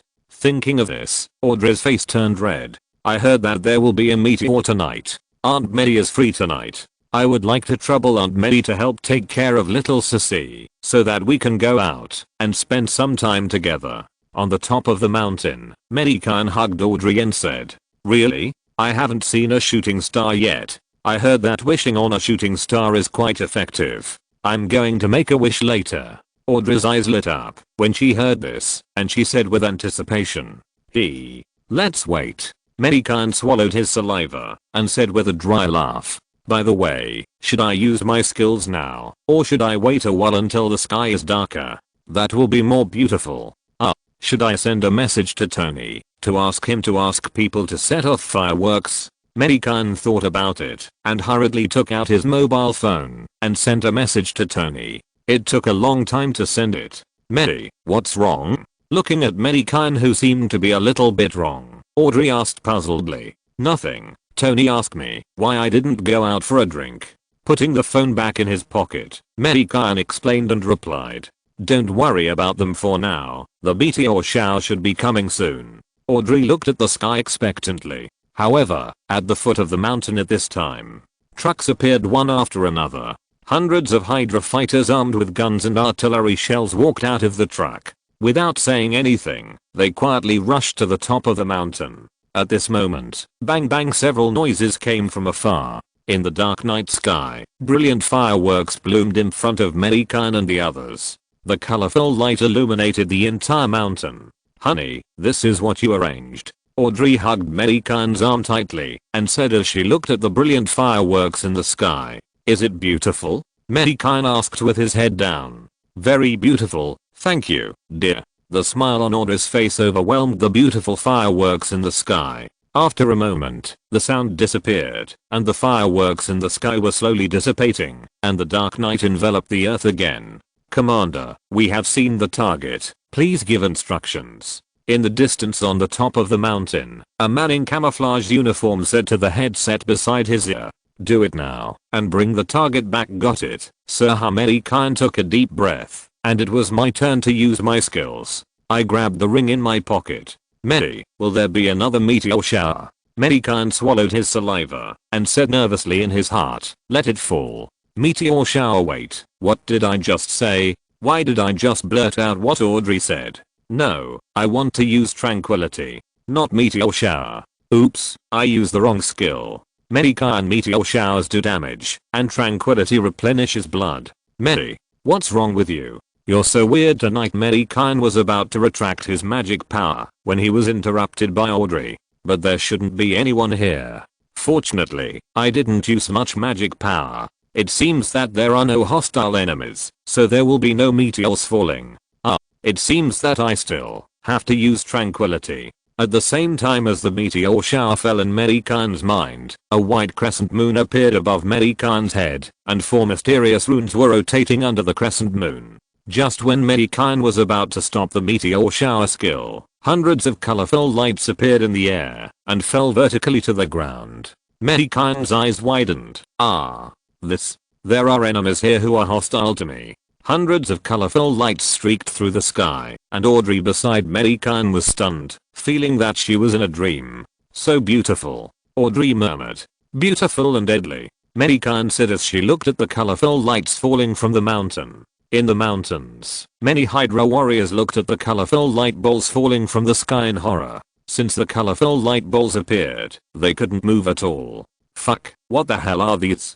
The Hydra warrior who was suspected to be the captain cursed in fear. "Sir, we were ambushed." Before he finished speaking, the light balls had already fallen directly, and many Hydra warriors just disappeared in place, as if they had never appeared. Disappeared silently in this world. Gopher, hey. Fuck. Baron Strucker called out to the headset repeatedly. "Doctor, the plan has failed." Baron Strucker took off the headset from his ear and spoke to the computer. "I know." A line of text appeared, and then slowly dissipated.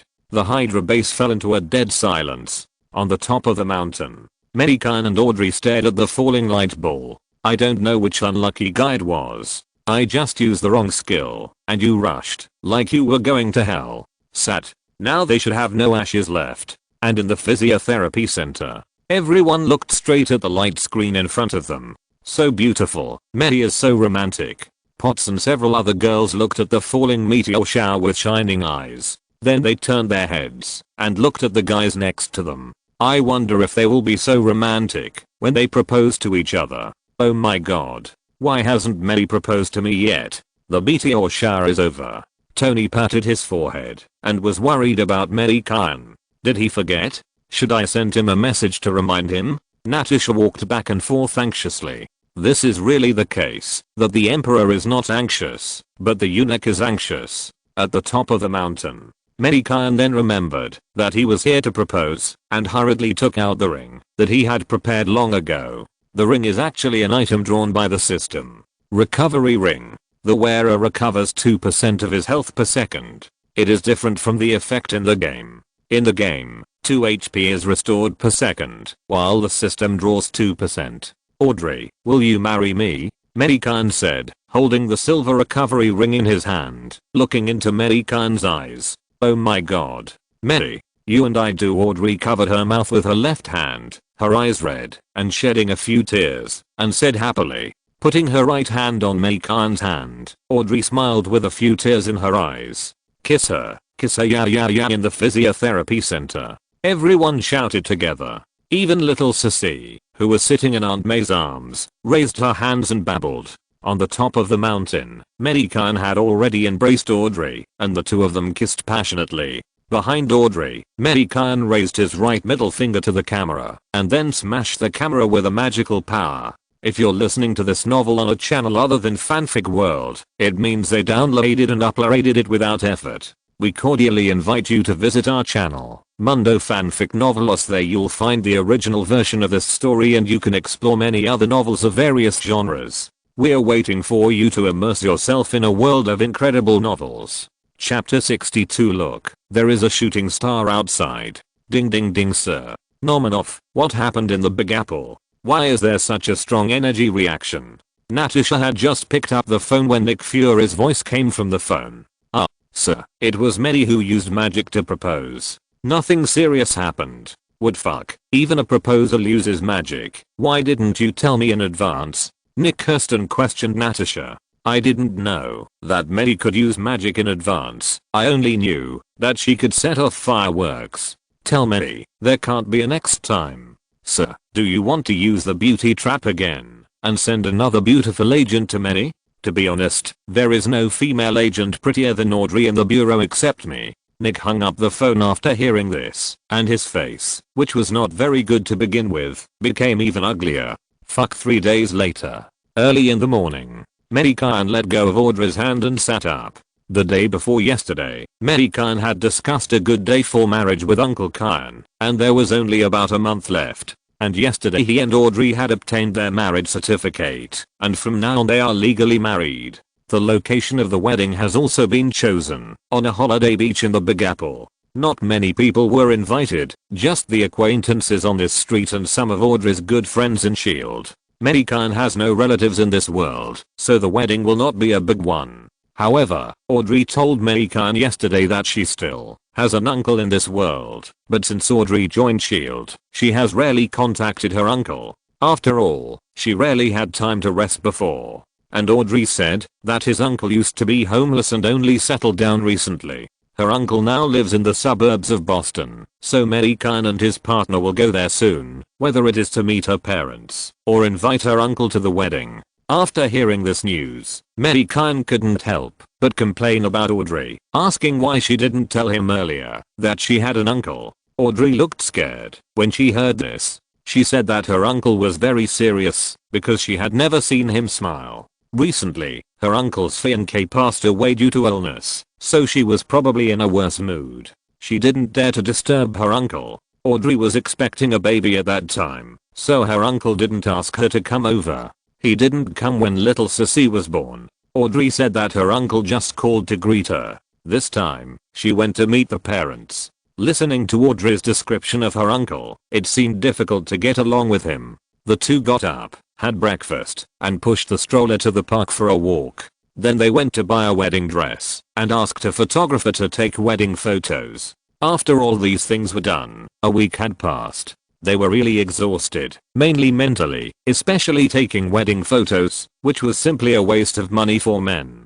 Fortunately, most of the things have been done, and they will leave for Audrey's uncle tomorrow. After returning from her uncle's place, she would just wait until the 2 days before the wedding to get busy. The next day, in the afternoon. Originally, she had planned to leave in the morning, but the plan could not keep up with the changes. Something happened at the wedding venue, so Mei Gan had to go there to communicate. It was not until after 4 in the afternoon that they finally reached an agreement, and Audrey had already greeted her uncle, so they had no choice but to travel at night. After all, it was more than 300 kilometers from here to her uncle's place. After a hurried dinner, Mei Gan drove the off-road vehicle that Kato helped to modify to take Audrey and little Sissy to Boston. Fortunately, Mei Gan was not an ordinary person, otherwise Mei Gan would not dare to drive the two of them now. After all, safety was the most important. After an hour's journey, it was already dark, and little Sissy was already sleeping soundly in Audrey's arms. Audrey did not sleep, and was afraid that Mei Gan would be bored, so she was chatting with Mei Gan. Looking at the darkness outside the window, Audrey could not help yawning. Honey, you can sleep for a while. I'll call you when we get there. Mei Gan saw Audrey's embarrassed look in the rearview mirror and said with a smile. Audrey blushed slightly and replied, I'm fine. Anyway, we are almost there. At this time, a meteor streaked across the sky in front. Honey, look, there's a meteor outside. Audrey turned her head and looked. Sure enough, she saw a white light falling. Is this to compensate for me not seeing the meteor last time? Audrey said with a smile. It should be. 3 hours later, Mei Gan drove the car and stopped in front of a house. After more than 4 hours of driving, he finally arrived at the destination. He could have arrived earlier, but Mei Gan was not very familiar with the road and took a lot of detours. There was a faint light in the house. Perhaps hearing the sound outside, the door opened and a tall figure walked out of the door. Audrey, is that you? The tall figure looked at Audrey who was getting out of the car and asked. Yes, uncle. The man looked much more relaxed after hearing that and walked towards the three people. The man approached the three people with a young beagle at his feet. He had long black hair, bright eyes, a little stubble on his chin, a handsome and resolute face, and looked at Mei Gan with a serious expression.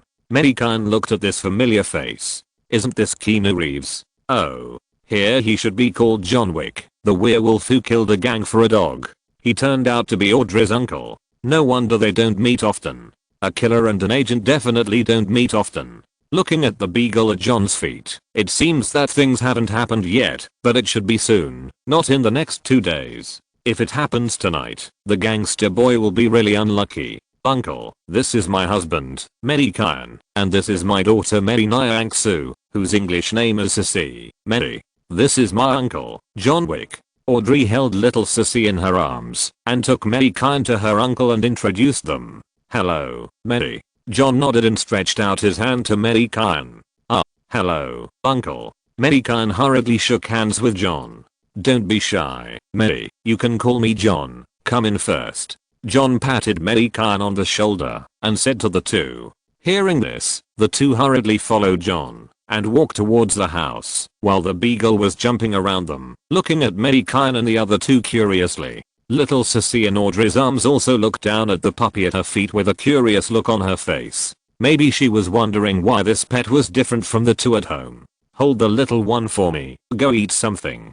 There are sandwiches in the kitchen, specially for you. Walking into the house, John reached out and took little Sissy from Audrey's arms and said to the two. I don't know if it was an illusion, but Mei Gan and Audrey seemed to smile at John who was holding little Sissy. Mei Gan and the other two didn't say anything else and walked into the kitchen. They happened to be a little hungry and they didn't eat much this afternoon. Chapter 63. Sorry, I think I used too much force. Night. After dinner and washing up, it was already late. John cleaned up the guest room for the two of them and went to bed first. Anything should be left until tomorrow. Late at night, in the quiet suburbs of Boston, only the chirping of insects can be heard. Just then, a black car came to John Wick's house. 3 guys wearing black leather jackets, hoods, and covering their mouths and noses with black cloth got out of the black car. The 3 looked at the house for a while, looking at the sub parked next to it, and one of them touched it with his hand. He said to the other 2, this car is not bad, let's drive it together later. After that, he asked the person next to him to unlock the door. Soon, the door was opened with a click, and the 3 people showed joy on their faces and hurriedly walked into the house. At this time, in the guest room, Mei Gan and Audrey had woken up.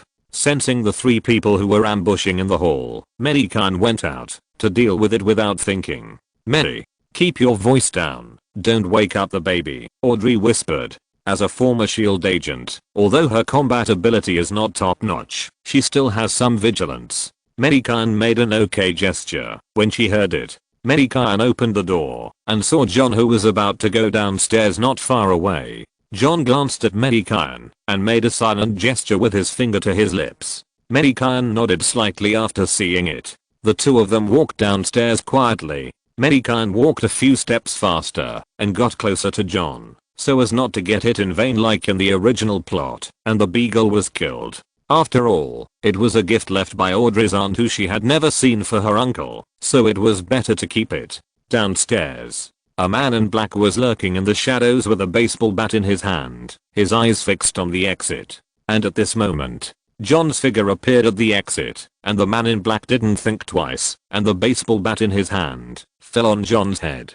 Just when the bat was about to hit John's head, a yellow hand grabbed the bat steadily. The man in black was shocked when he saw this, and then he exerted force with both hands, but found that he did not shake the bat at all, and he was terrified. John was worthy of being the #1 killer. At the moment, when Mei Gan grabbed the bat, his figure flashed to the side, avoiding the black feet of another man in black. Then John did not retreat but advanced, and put the other two men in black to the ground in a few moves, making them unable to move. After dealing with these two people, John turned his head and looked at Mei Gan, who was holding the bat with one hand and yawning, and said, "Mei, thank you.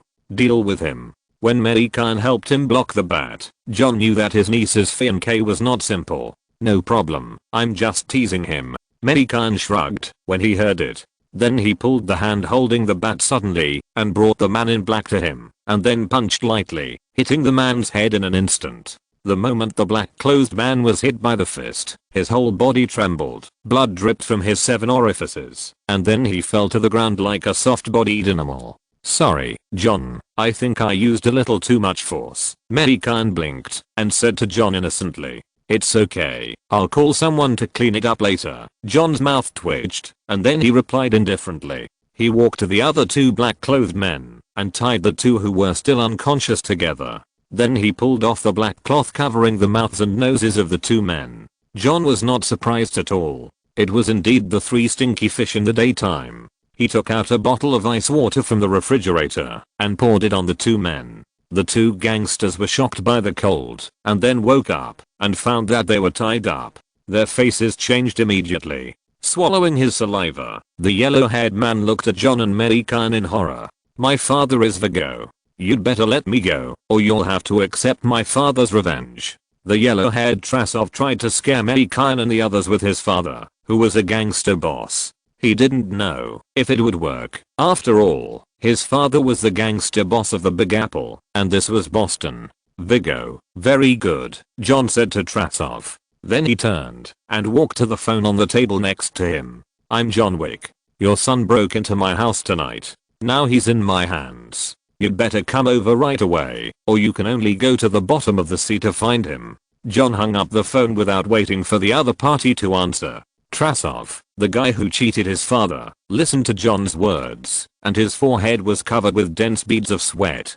Fortunately, Mei Gan stopped them from killing the dog and stealing the car. Otherwise, he would have caused his father and the gang to be uprooted, and finally his uncle. At least there is still room for negotiation, and it's not serious. After John finished the call, he walked to the wine cabinet, took down a bottle of red wine, and said to Mei Gan, "Mei, have a glass." Okay. Mei Gan walked towards John and took the wine glass from his hand. The two chatted while drinking wine. Soon, they were like old friends, talking very speculatively. More than 2 hours later, 2 helicopters landed next to John's house. Mei Gan and the other man did not get up, just sat in their seats calmly. "Mei, this matter has nothing to do with you. Go back to your room first." John was afraid that Mei Gan would be hurt in the fight, so he whispered to Mei Gan that Vigo would definitely bring a gun.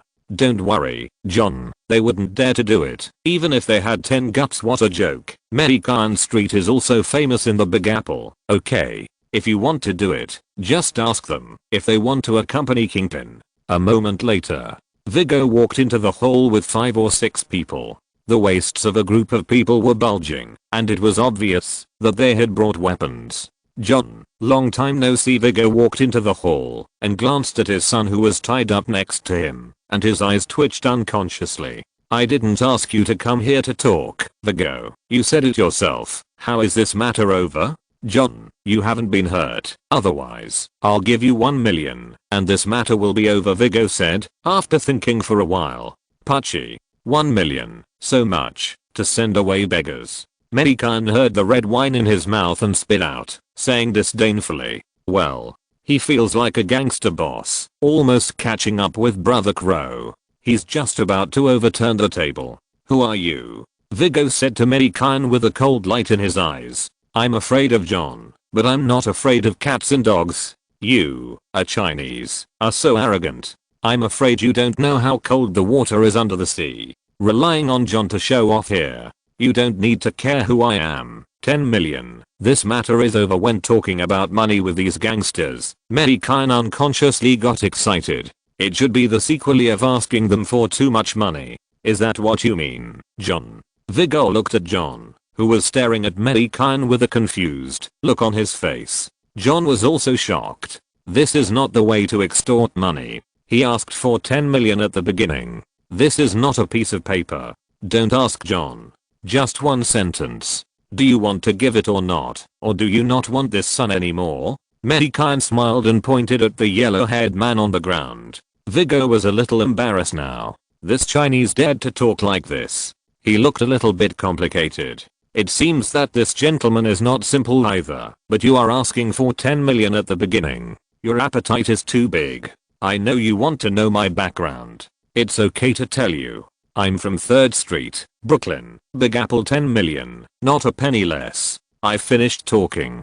Do you want to give it or not? Mei Gan leaned forward slightly and said with a smile. Viggo's body shook when he heard it, and he looked at Mei Gan in horror, his eyes full of fear. There is no gangster in Big Apple who doesn't know about that street, because it is a taboo for all gangsters. The underground Emperor King Bing fell there and is still eating free meals now. After a while, Viggo left with his son in shame, leaving behind 10 million. He left very fast, as if he was running for his life. P.S. I made up the address. Don't read it too deeply. Also, please vote. Chapter 64. How could I be poisonous milk? In the hall, Mei Gan only said an address. Viggo transferred the money on the spot without saying a word, without any delay. John stared blankly at the backs of Viggo and others leaving, a little dumbfounded. This address can make a gangster boss pay the money and leave obediently. You are a gangster. Shouldn't you resist and take out a gun to threaten? You just left without saying a word, which is too embarrassing for the gangsters. They? John asked Mei Gan in confusion. John, if you want to know, you can ask the people in the hotel. They should know. I'm going back to sleep first. Good night. Mei Gan finished the red wine in the glass, patted his butt, and said to John in a pretentious manner, good night. John raised the glass in his hand and replied.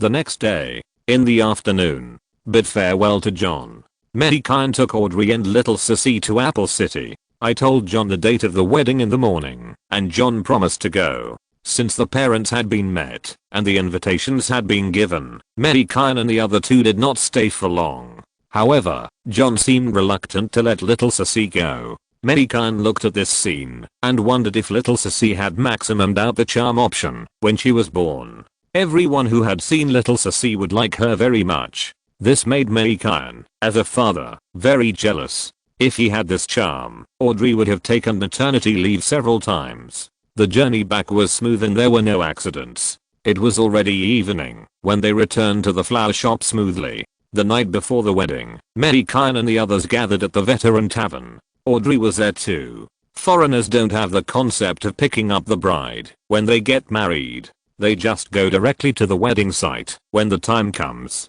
They usually have a pastor as a witness, but Mei Gan doesn't believe in their so-called god or other gods, and doesn't want the so-called pastor to be a witness, so he asked Uncle Gan to be the witness. If there is a god, I don't know if he can resist Mei Gan's skill, and whether he dares to make Mei Gan believe in him. Mei, you're going to be a groom tomorrow. How is it? Are you nervous? Banner asked Mei Gan, while drinking and adjusting the frame of his glasses. It was obvious that he was here to learn from him. After all, he and Betty have already discussed the matter of marriage, although Betty's father Ross may still be thinking about Banner, the Hulk. In fact, the military represented by Ross is no longer interested in Banner.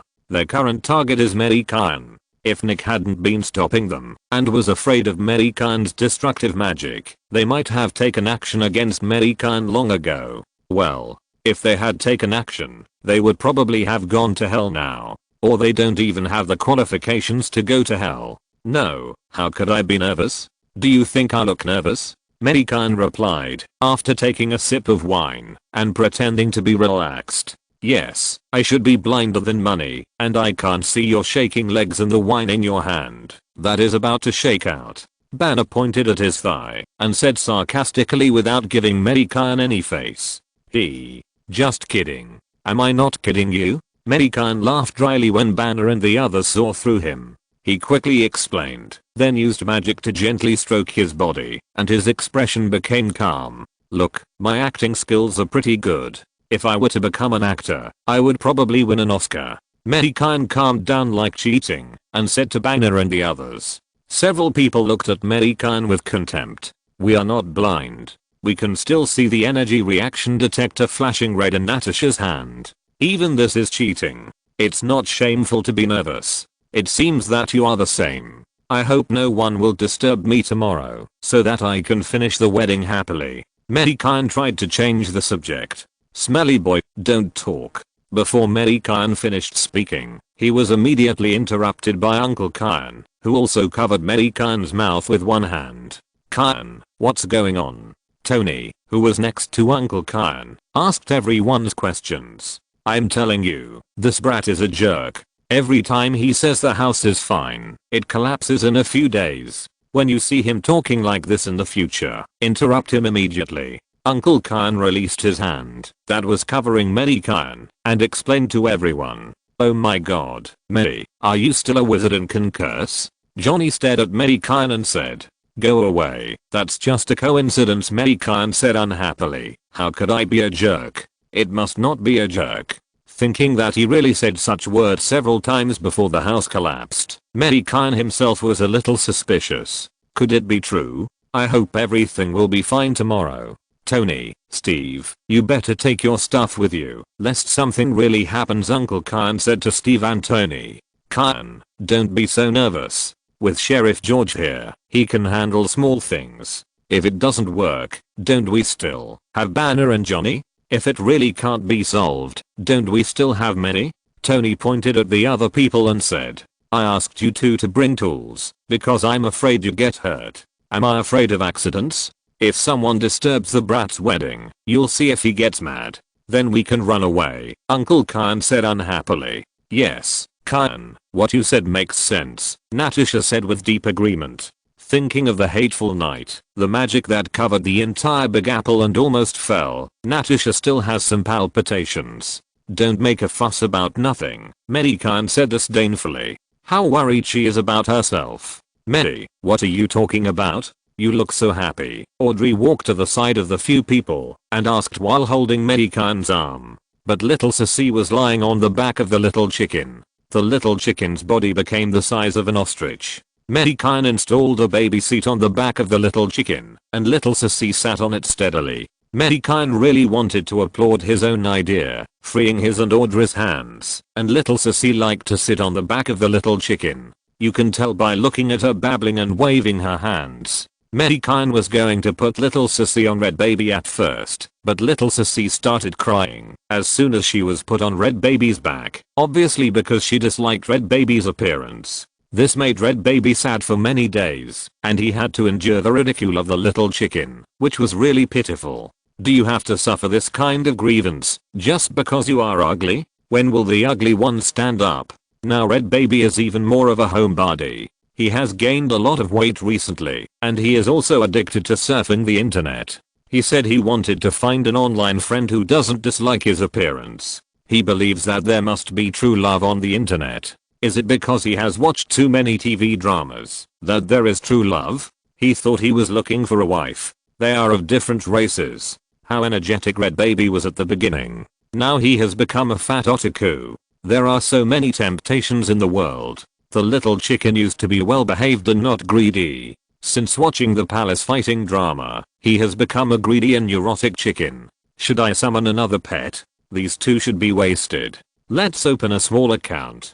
Chapter 65. Is it really poisonous milk? The next day, the sun was shining brightly, and it made people feel extra warm. It was a good day. Everyone felt so. In the morning, Mei Gan and Audrey had already gotten up early, changed clothes, and put on makeup.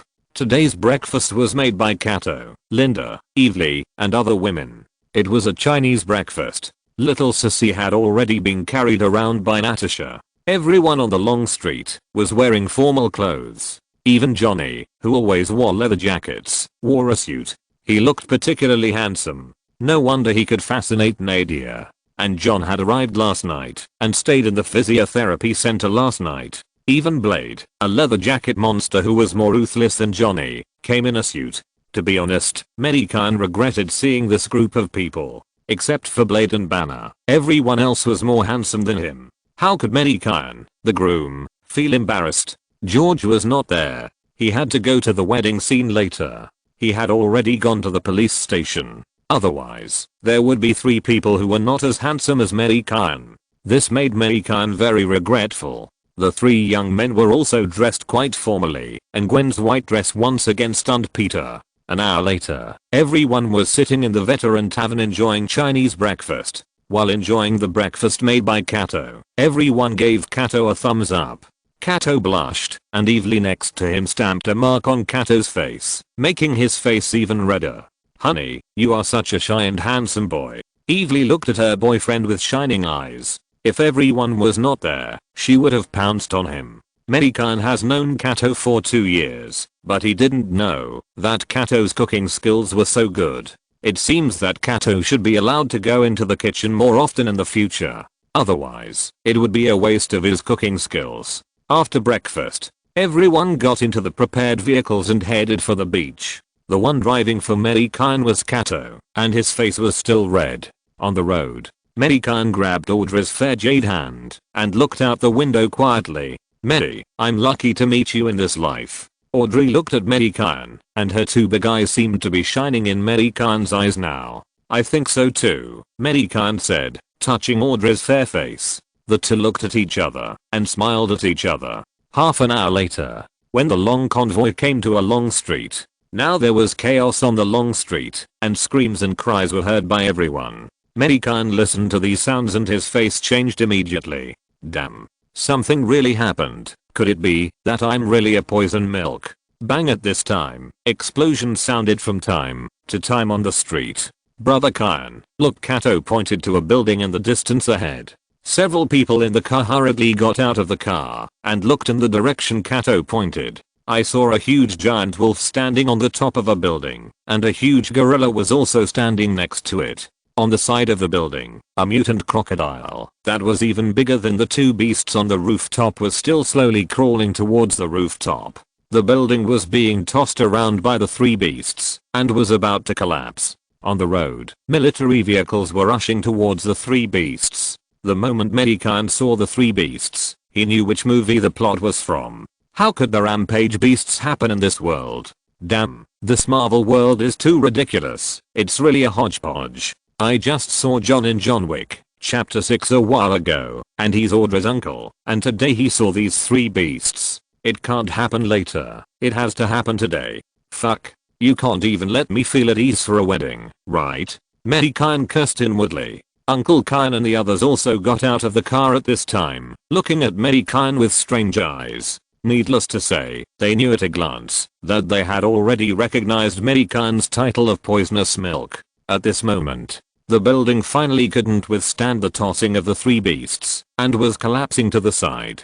Boom. After a loud noise, the building collapsed on the road where the convoy passed, blocking the road. The moment the building collapsed, dust rose into the sky and then spread in all directions. Not long after, the dust settled, and the huge and rude gorilla stood up from the ruins and beside it was a strong man in white. The giant wolf and the giant crocodile also crawled out of the ruins one after another.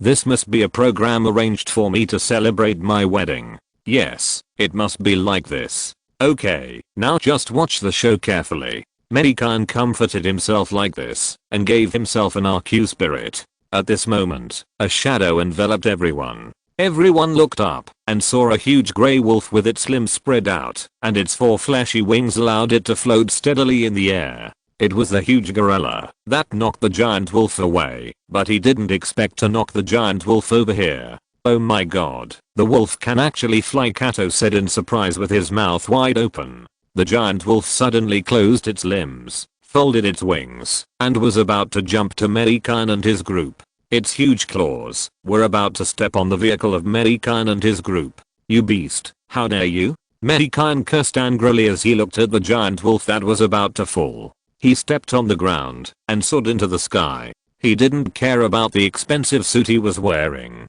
In the blink of an eye, he was next to the giant wolf. Mei Gan raised his leg and kicked sideways, kicking the giant wolf's front leg. Ah! The powerful force made the giant wolf scream in pain. Bang! At the same time, its huge body fell straight to the distance like a kicked ball, shaking up a cloud of dust. Looking at the giant wolf falling to the distance, Mei Gan slowly landed on the ground. The bald man in white clothes next to the gorilla was stunned. Oh my god, Superman. The man in white clothes, carrying a machine gun, looked at the giant wolf that fell to the ground, and was trembling and climbing up. His mind was blank. The sudden accident interrupted the other two beasts that were fighting. Perhaps sensing the threat from Mei Gan, the giant crocodile turned around and opened its mouth full of huge teeth towards Mei Gan. Beside it, the giant gorilla also looked at Mei Gan vigilantly, stepped back a few steps, and stood in front of the man in white. Mei Gan ignored the two beasts and asked Kato beside him, "Kato, how long will it take for us to change the route?" "Brother Gan, it will only take about half an hour longer." Kato was stunned when he heard this, then thought about it and replied, "Then let's change the route and leave. Today is my brother's wedding, so don't waste time," Mei Gan said with a wave of his hand. "Okay, Brother Gan," Kato responded and got into the car. Mei Gan wanted to leave, but the giant crocodile did not intend to let Mei Gan leave. The giant crocodile swung its huge tail, and its huge claws stepped on the ground and rushed towards Mei Gan. The giant wolf that was kicked away by Mei Gan howled to the sky and then rushed towards Mei Gan. Mei Gan frowned at the two beasts, and Kato in the car also looked at Mei Gan inquiringly. "Start the car, don't worry about them, I'll take care of it," Mei Gan said, looking at the two beasts rushing towards him. With one hand extended, facing the front, Mei Gan said, "Don't think you are the only giant beasts. Summon, grizzly bear, summon, porcupine." As soon as Mei Gan finished speaking, two circular magic circles rose in front of the two giant beasts. After a few breaths, two huge figures appeared in the magic circle, and the huge figures were even bigger than the two rushing beasts, blocking in front of the two giant beasts. PS. Please collect and vote. Chapter 66. You are a pig. Long Street. On the ruins of the collapsed building, the giant crocodile and the giant wolf looked at the two giant beasts blocking their way and suddenly stopped. They looked at the two beasts in front of them with vigilance. Oh my god, Mei actually has two pets that are so big and strong. Tony stared at the giant bear and porcupine that suddenly appeared. "Bruce, next time Mei can defeat you without doing it herself." Natasha hugged her hands and bumped Banner next to her and said jokingly, "Actually, you don't need to remind me, I know it." Natasha. Banner pushed his eyes on the bridge of his nose and replied dejectedly. Although he was still a little reluctant to see the Hulk appear, Banner had actually begun to accept the existence of the Hulk. "Don't be dejected, Bruce, at least you are stronger than them all." Natasha pointed at Tony and the others with her chin. "Should I thank you, Natasha?" "Of course, ignore Natasha, Bruce. You are the most powerful one in my eyes at this time." Betty next to Banner rolled her eyes at Black Widow, then grabbed his hand and said comfortingly, "Thank you, Betty. Actually, I'm not sad. At least I'm stronger than Natasha." Banner looked at Betty and made a little joke. Bang bang, the magic circle disappeared.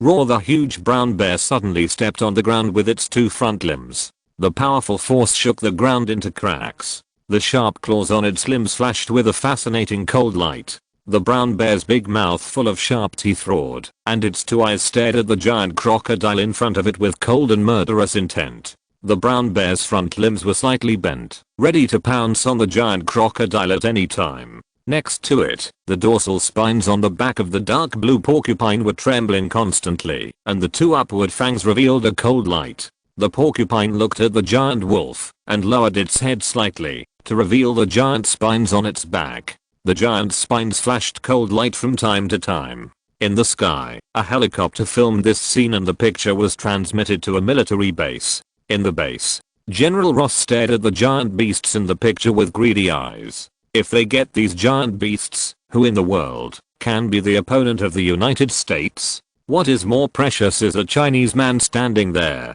He has such a powerful force and can summon powerful giant beasts. He must get him. He must get him. General Ross clenched his fists, his face full of ferociousness. "Sir, there is a call for you." A soldier came to Ross with a phone and handed it to him.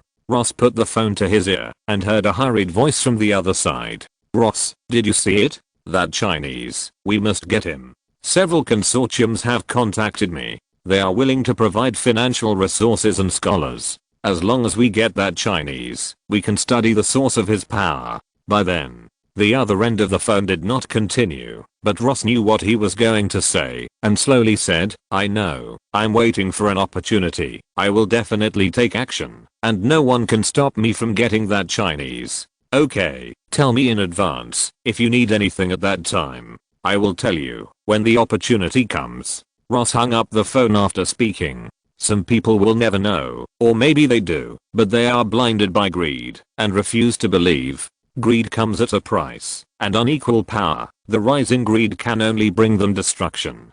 "Kill them," Mei Gan ordered, looking at the brown bear and porcupine that appeared in front of him. Mei Gan was still in a hurry to hold the wedding, but there was no time to waste here. The brown bear received Mei Gan's order and suddenly disappeared from the spot. When it reappeared, it had already reached the top of the giant crocodile's head, and its claws flashing with cold light fell fiercely, bringing 3 bright red blood. Roar, the giant crocodile screamed, and 3 wounds that were oozing blood instantly appeared on its back. Flash. The brown bear's own skill. It allows the brown bear to teleport in a short distance. The interval between casting is 15 seconds. The giant bear did not wait for the giant crocodile to fight back and came to the giant crocodile's tail in a few steps. The 2 huge forelimbs picked up the giant crocodile's tail that was about to sweep across. The crocodile was horrified by the fact that its tail was controlled. It struggled desperately on the ground with its 4 limbs.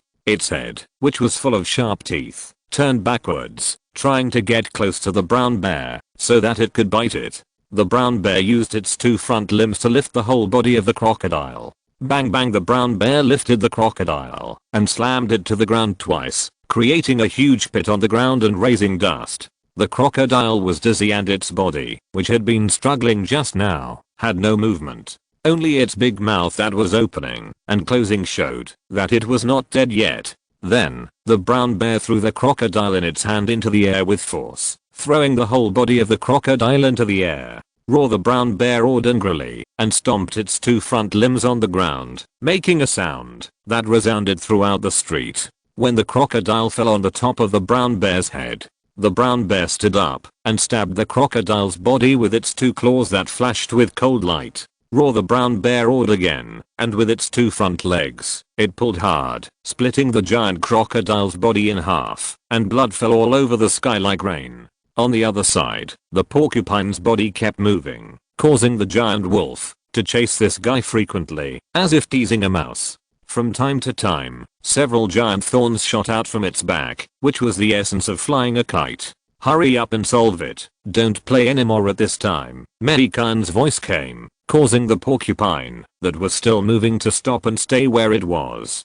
After Mei Gan finished speaking, he got in the car and took everyone away first, waiting for the 2 giant beasts to solve the 3 giant beasts and then summon them back. Yes, the gorilla can't stay in the world either. Who told this guy to throw the giant wolf to Mei Gan? This guy is very stingy. The porcupine's eyes, which were a little playful just now, have become cold. And the porcupine roared, and a layer of red light covered its entire body, and the porcupine's eyes had become red.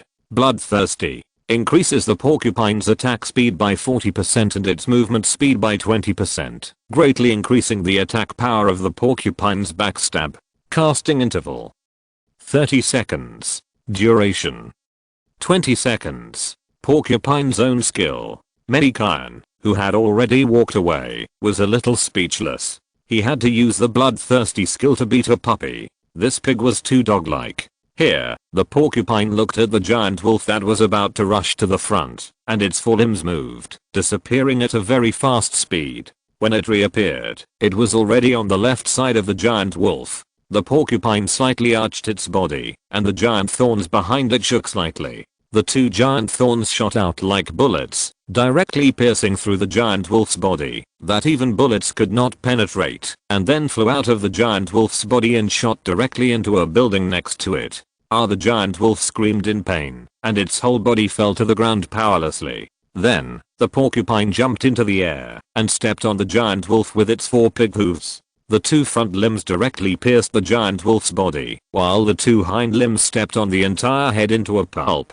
After a few breaths, the red light faded, and the porcupine's red eyes returned to normal. It looked at its hoof in a very human way, with a look of disgust in its eyes. The porcupine walked down from the lifeless giant wolf's body, and did not forget to rub its hoof on the giant wolf's hair to clean its hoof. You are a pig.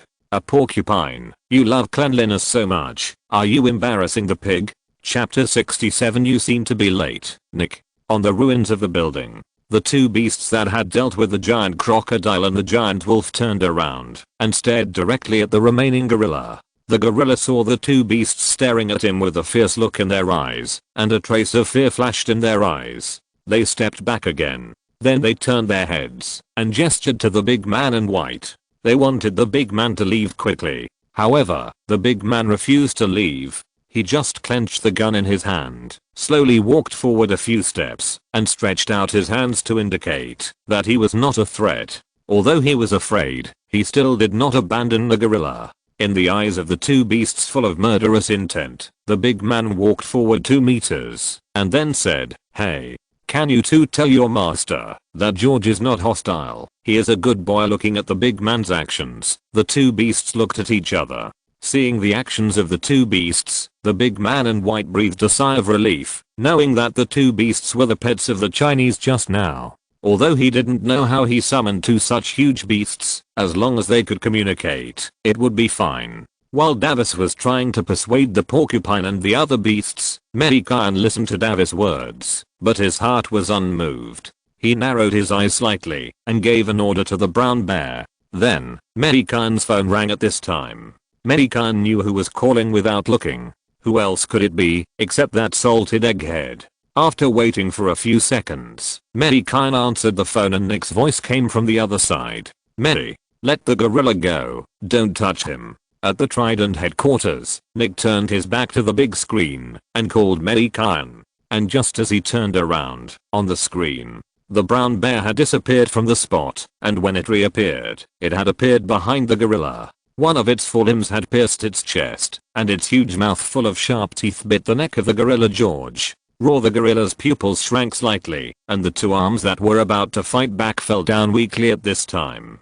It was no longer alive. "You seem to be late, Nick." Nick Fury turned around quickly after hearing this, but the scene he saw made him furious. He saw that the gorilla had fallen to the ground, and the giant beast summoned by Mei Gan was gradually dissipating, and disappeared in the blink of an eye, as if it had never appeared. The bodies of the 3 giant beasts disappeared with them.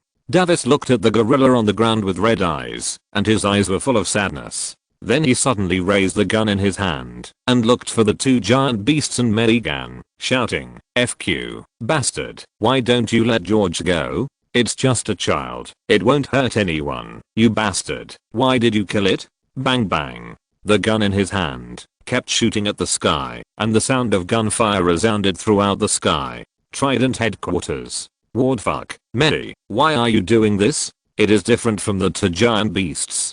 Can't you see it?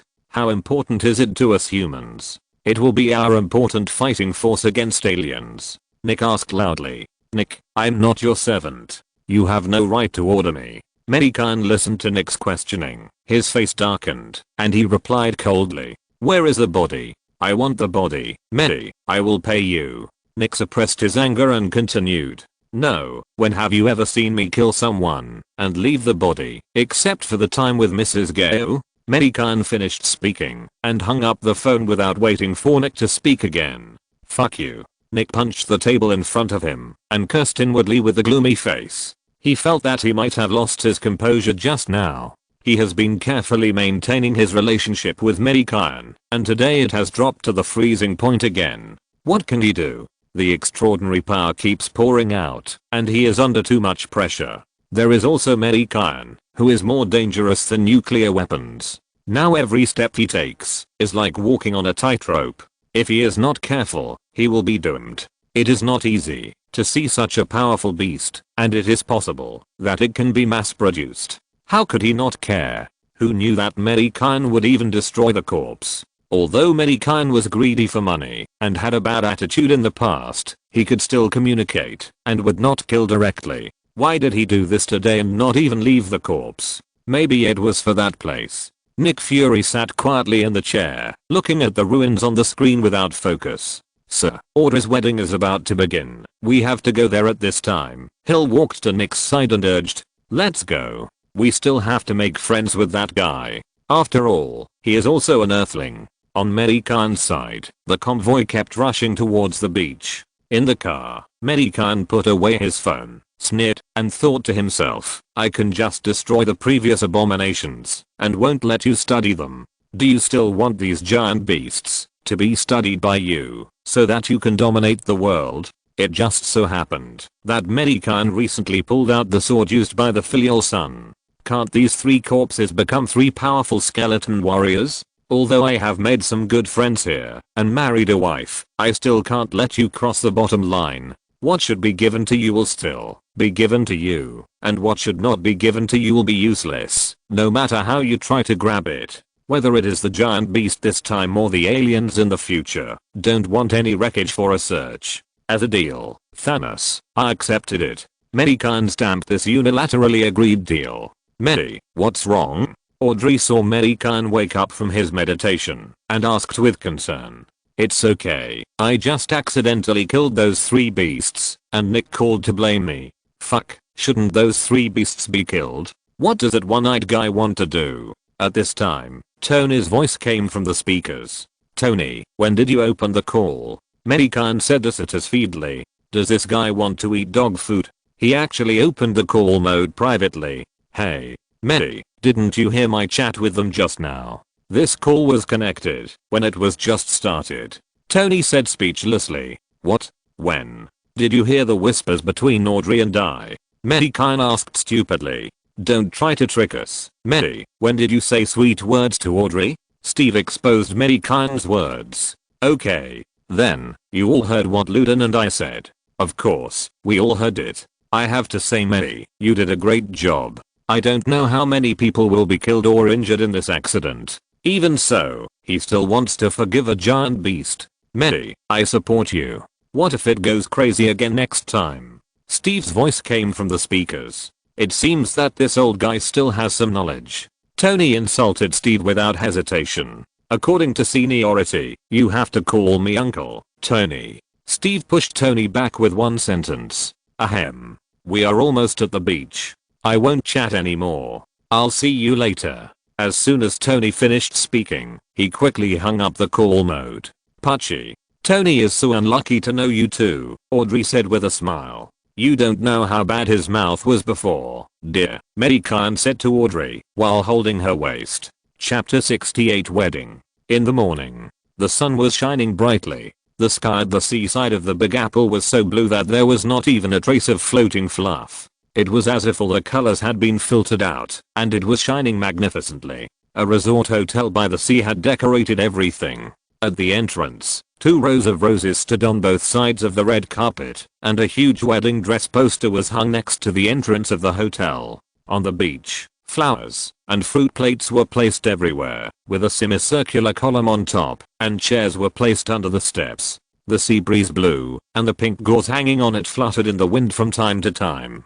Hotel staff members were interspersed among them, with a professional smile on their faces. At the gate, cars came to the entrance of the red carpet one after another. Mei Gan got out of the car first, then came to the other side, and gently took Audrey, who was more beautiful than ever today, on the red carpet. On both sides, the staff threw some petals to the 2 of them. Red, pink, and white petals fell, as if it was a rain of petals. Audrey next to Mei Gan smiled even more brightly. Audrey looks so beautiful today. Evely stared at Audrey with envy. You will be beautiful too when that day comes. Kato unexpectedly said something to compliment Evely. Evely was very pleased and hugged Kato tightly with a sweet smile on her face. Evely and Linda were bridesmaids at today's wedding, and Kato was today's best man. After entering the hotel, Mei Gan and Kato went to the wedding scene on the beach first, while Evely and the others had to touch up their makeup. The time was not up yet, and the wedding would start in half an hour. Beside the steps, Mei Gan picked up 2 glasses of wine, one for Tony and one for Steve. Mei Gan took another glass of wine, then raised the glass and said to the two, "Thank you, today. Tony and Steve helped a lot with the wedding, not only the two of them, but also Banner and the others. Hey, the Mei I know is not like this. Why are you so polite?" "Okay, I'm being hypocritical." Mei Gan clinked glasses with the two. "Have you decided where to go for your honeymoon, Mei?" Steve asked after taking a sip of wine. Mei Gan shook his head. "Do you want me to recommend you a few places, Mei? You know, I have been to many beautiful scenic spots." Tony suggested to Mei Gan as he sat on a stool nearby. "That's not necessary. Audrey and I have made plans. We can just pick a scenic spot in the beautiful country, maybe Hawaii. We don't really care which scenic spot to go to." Mei Gan said indifferently. "Okay then. We will take little Sissy with us." Tony looked at little Sissy who was lying in Aunt Mei's arms reluctantly. "That's my daughter, Tony." Mei Gan patted Tony's shoulder. "That's my goddaughter, Mei. Then you should give Potts a wedding." Mei Gan pointed at Potts who was chatting with Betty and Nadia. I need a little more time." Tony spoke in a lower voice. Steve patted Tony and said, "You should give her a home, Tony." "I will." Tony looked at Potts in the distance. "What about you, Steve?" Mei Gan looked at Steve with a smile. Maybe it will be soon. Mei, you will have to help me then," Steve said with a smile. It seems that this guy is very satisfied with Linda. Who said Linda has such a good figure, but sometimes she is a bit good at talking, but Steve should enjoy it. Brother Kyan, the one-eyed black brined egg is here. At this time, Kato came to Mei Gan and said, "Okay, a guest is a guest, you go and greet him." Mei Gan replied to Kato, "Steve, please greet him for me." Mei Gan thought about it and decided to call Steve. "Leave it to me, Mei." Steve put down the cup and said to Mei Gan, "Thanks." Mei Gan thanked Steve. "It's about to start, Mei. I'll go and ask them to take their seats." Tony looked at the watch on his hand, patted Mei Gan's shoulder and said, "Thanks, buddy. Don't be polite. You have to help me get married anyway." Tony waved his hand. Guests took their seats one after another. Mei Gan and Uncle Kyan stood on the steps waiting for Audrey's arrival. Not long after, ding ding, the music started, and Linda and Evely walked in front with flowers in their hands. Behind them, Audrey walked out slowly with John in a long white wedding dress. Audrey's fair face showed a happy smile, and her beautiful big eyes looked at Mei Gan who was standing on the steps with affection. Audrey walked slowly towards Mei Gan with John, pulling up the wedding dress in front of her with one hand, revealing a pair of milky white high heels, and her crystal clear feet were looming as she walked. Little Sissy did not walk the red carpet with them. Aunt Mei was holding her and sitting in front of the viewing seats. The little girl waved her 2 little hands, looked at Audrey excitedly, and shouted "Mua Mua." In Mei Gan's current world, it seemed like a century had passed before Audrey finally came to Mei Gan's side. John picked up Audrey's slender little hand in a white glove and placed it solemnly in Mei Gan's hand. He said to Mei Gan seriously, "I'm handing Audrey over to you now. Don't let her down." "I will," Mei Gan promised John. After hearing Mei Gan's promise, John walked down. Mei Gan took Audrey to the steps and faced Uncle Kyan in a suit. Uncle Kyan looked at the 2 guys who came together under his nose, and a look of satisfaction appeared on his face. "Mei Gan, are you willing to marry the girl in front of you?" Uncle Kyan omitted the rest of the words and asked directly. "I do." Mei Gan looked at Audrey's big eyes and smiled and spoke slowly. "Audrey Moore, will you marry the gentleman in front of you?" "I do." Audrey grabbed Mei Gan's hand tightly and replied. Her eyes were obviously red. "Now, you can exchange rings," Uncle Kyan said to the two, and then quietly walked away. Mei Gan took out a diamond ring from his pocket and put it on Audrey's slender finger. This is an ordinary ring, which has no function. It was Audrey's request. She wanted an ordinary ring. Audrey also put an ordinary ring on Mei Gan. The two raised their hands with rings facing the audience, with happy smiles on their faces. "Give me a kiss." At this time, Linda's voice came. Then, one by one, the fearless ones started to make a noise. "Give me a kiss." Being made a noise by this group of bad friends, Mei Gan felt a little embarrassed. He thought to himself, "Next time you get married, I will kill you."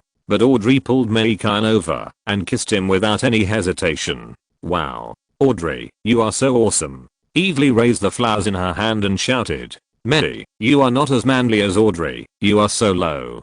Tony shouted loudly from below. There are not many opportunities to make fun of Mei Gan, so he must seize the opportunity. Mei Gan and Audrey separated. Mei Gan touched his face, glared at Tony who had just called him, and then laughed out loud. If you're listening to this novel on a channel other than Fanfic World, it means they downloaded and uploaded it without effort. We cordially invite you to visit our channel, Mundo Fanfic Novelos. There you'll find the original version of this story and you can explore many other novels of various genres. We're waiting for you to immerse yourself in a world of incredible novels. Chapter 69 Honeymoon. In the afternoon. The sun is high in the sun. The warm sunlight is shining on the calm sea. The sky is blue, and the scattered white clouds float from the sky from time to time. And Zio-Sukan was sleeping in the arms of Mei Gan. Maybe he had a dream. The corner of his mouth evoked and showed a cute smile. Uncle Zio, although the chicken is very unhappy, recently Mei Gan and Kanshu talked to hear that the guy was always thinking about himself to come to him.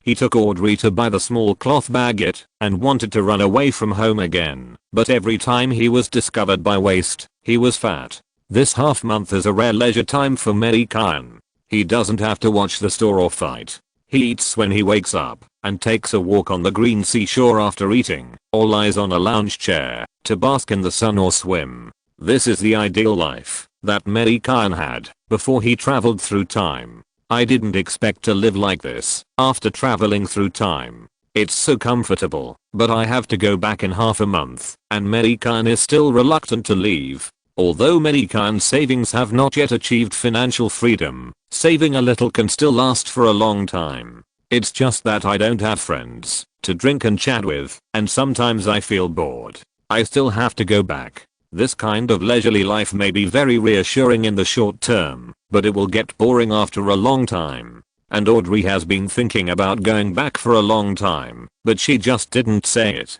Mei Gan saw that she was still thinking about her flower shop with few customers. After all, it was a small shop opened with her own savings. The breeze blew, blowing ripples on the calm sea surface and blowing Audrey's flowing long hair. Audrey took away her long hair that was blocking her face and smiled at Mei Gan beside her. What are you grinning about? Mei Gan turned around and looked at Audrey who was grinning at him and asked. Nothing. Look, your mouth is almost grinning to your ears, and you still say no. Mei Gan let go of Audrey's hand, pinched her pretty face, and said with a smile. Audrey was not angry, but just held Mei Gan's big hand on her face with her fair hand and smiled foolishly. I surrender to you. You have become stupid after the wedding. Let's go. Let's put little sissy in the stroller to sleep. I'm going to go swimming with their 5 fingers clasped together. Mei Gan pulled Audrey towards the house they had booked. The house was right by the sea, with several parasols in front of the door, several white lounge chairs under the parasols, and the stroller was over there. Okay, I'll listen to you. Walking to the lounge chair, Mei Gan gently put little sissy on the stroller, then kissed Audrey who was lying on the lounge chair, took off his shirt, and jumped into the sea. Although the sun is strong now, it is not very hot. Besides, it is at the seaside, and the occasional sea breeze will blow away the heat that has just risen. Audrey looked at Mei Gan who was swimming leisurely in the sea, and her heart was filled with happiness. It has been decided that tonight I will reward him with the posture that Mei has always wanted. Audrey thought with a red face. Half an hour later, Mei Gan returned to the lounge chair with his bare chest and wet all over. Do you want to go for a swim? Mei Gan asked, turning his head to look at Audrey. Forget it, I'll just lie here. Mei Gan shrugged indifferently. Let's go to that restaurant for dinner tonight. Mei Gan asked Audrey. Let's go to that restaurant for dinner tonight. I've been wanting to eat it recently, Audrey said after thinking for a while. Okay, let's go if you want to eat. I remember seeing a food place when I was shopping around the day before yesterday. Let's go there tonight. Okay Yara. At this time, little Sissy woke up. Her 2 little feet were kicking randomly, and she stretched out a pair of pink little hands to wave in the air, looking like she wanted to be held. Audrey quickly picked up little Sissy from the stroller. If she wasn't held, she would probably cry. The breeze blew a smell of the sea, salty. Audrey picked up little Sissy and sat on the recliner next to the dried plums. The moment little Sissy saw the dried plums, she kept struggling in Audrey's arms, her two little hands stretched out towards the dried plums, and her little mouth didn't forget to make babbling sounds. You little bad boy, I'm your mother who was pregnant with you for 10 months. Why do you kiss your father and ignore your mother? Audrey looked at little Sissy with a wronged face and gently pinched her little face. Who says daughters are their father's little cotton padded jackets? Isn't it right for them to kiss me? Mei Gan said with pride in his heart. Then he quickly got up, hugged little Sissy from Audrey's arms, and happily kissed little Sissy on the face. But little Sissy pushed Mei Gan's head away with disgust and kept struggling. When Mei Gan sat down and put her in his arms, she calmed down, but stared at something with her big eyes. Mei Gan looked at little Sissy in his arms, then looked at Audrey. Just as he was about to speak, he found that the little guy in his arms moved, and then there was a sharp pain in his chest. Oh my god. The little guy was hungry and bit Mei Gan's naked chest. Fortunately, little Sissy hadn't opened her teeth yet, otherwise it would be more painful. Audrey was dumbfounded on the opposite side. After she came to her senses, she burst into laughter, covered her mouth and bent over to laugh. Honey, can you wait a while before smiling? Let's feed the baby first. I don't have any milk for the baby, Mei Gan said, pulling little Sissy's head away from his arms, and Mei Gan responded with a burst of crying. Wah wah wah. Little Sissy was pulled away by Mei Gan, and she immediately danced and cried, but not a single tear fell from the corner of her eyes. Audrey smiled and took little Sissy from Mei Gan's hand, got up and walked towards the rented house. Mei, I'm going to feed the baby first, you stay here for a while. Okay. Mei Gan touched the chest that was bitten by little Sissy, twitched the corner of his mouth, and lay down again in silence. At this time, in an underground base of S.H.I.E.L.D, Coulson came here with Thor's old friend Professor Eric. Not long after, Nick Fury came with a box, followed by Deputy Director Hill and Hawkeye Barton. Nick put the box on a table and opened it. Inside the box, a cube emitting blue light appeared in front of everyone. Professor Eric, this cosmic cube is now in your hands. Nick Fury pushed the box in front of Professor Eric. This is Cosmic Cube. In the past, Hydra used it to develop weapons that were beyond the times. Now I hope you can do it, or let us control it, Nick Fury said anxiously. He wanted a more powerful force to help him protect the world. I'll try my best, Eric said slowly, staring at the cosmic cube in front of him. P.S. Please vote. Chapter 70. Loki's arrival. Early in the morning, the sun slowly rose from the sea level, dyeing the whole sky red, as if there was a raging fire burning the sky. A group of seagulls flew in the sky, making a sound of chirping. On the beach, Mei Gan hugged Audrey and sat on the recliner, and little Sissy was sleeping soundly in the stroller beside them. After coming to Hawaii for so long, this was the first time that Mei Gan and Audrey went out early in the morning to watch the sunrise. I have to say, it was really spectacular and beautiful. The air in the early morning was very fresh, especially at the seaside. The breeze blew on Audrey's face, making her whole body tremble, and the sleepiness of getting up early disappeared without a trace. The sunrise is really beautiful, Audrey said, while lying in Mei Gan's arms, looking at the half-exposed sun. Mei, why don't we go back and buy a house by the sea? Wake up by the sea in the morning, go to the flower shop after breakfast, and go back to the house by the sea in the evening, to see the starry sky by the sea, Audrey said, with anticipation on her face. Honey, we can't afford a beachfront villa right now, Mei Gan said, wiping the non-existent cold sweat from his forehead. Buy a beachfront villa? It hurts to think about it, how much money it would cost. Can't afford it? You earn about 100 million from Nick Fury, plus my own. It seems that it's really not enough, Audrey calculated, her face full of regret. My dear, if you really want to live by the sea, then I'll go find Nick and see if I can sell him something, Mei Gan said, gritting his teeth. Don't, Mei, I don't want to do that now. It doesn't matter where I live. As long as I live with you, don't go to him. Audrey felt a little guilty. How could she be so obsessed to say these things? Mei doesn't like Nick, so don't make it difficult for him. Anyway, we live together with Mei, and anywhere is home. I almost had to sell weapons. What a close call. This damned bastard transferred all my earnings to Audrey's card, leaving me with only a little pocket money. Fortunately, I still have Stark Group stocks. I will sell the stocks for some pocket money later. It should be more than 10 million. Mei Gan wiped the sweat on his forehead and thought. Really? Mei Gan tried to ask. No, Mei, don't go to Nick. Audrey sat up from Mei Gan's arms and looked at Mei Gan and said, okay, when you want it, we will buy it. At worst, I will go to work for Tony. That won't work. We are doing well now. Why do you want to work for Tony? That will make you inferior to him. He won't know how to tease you in the future. Audrey shook her head and refused.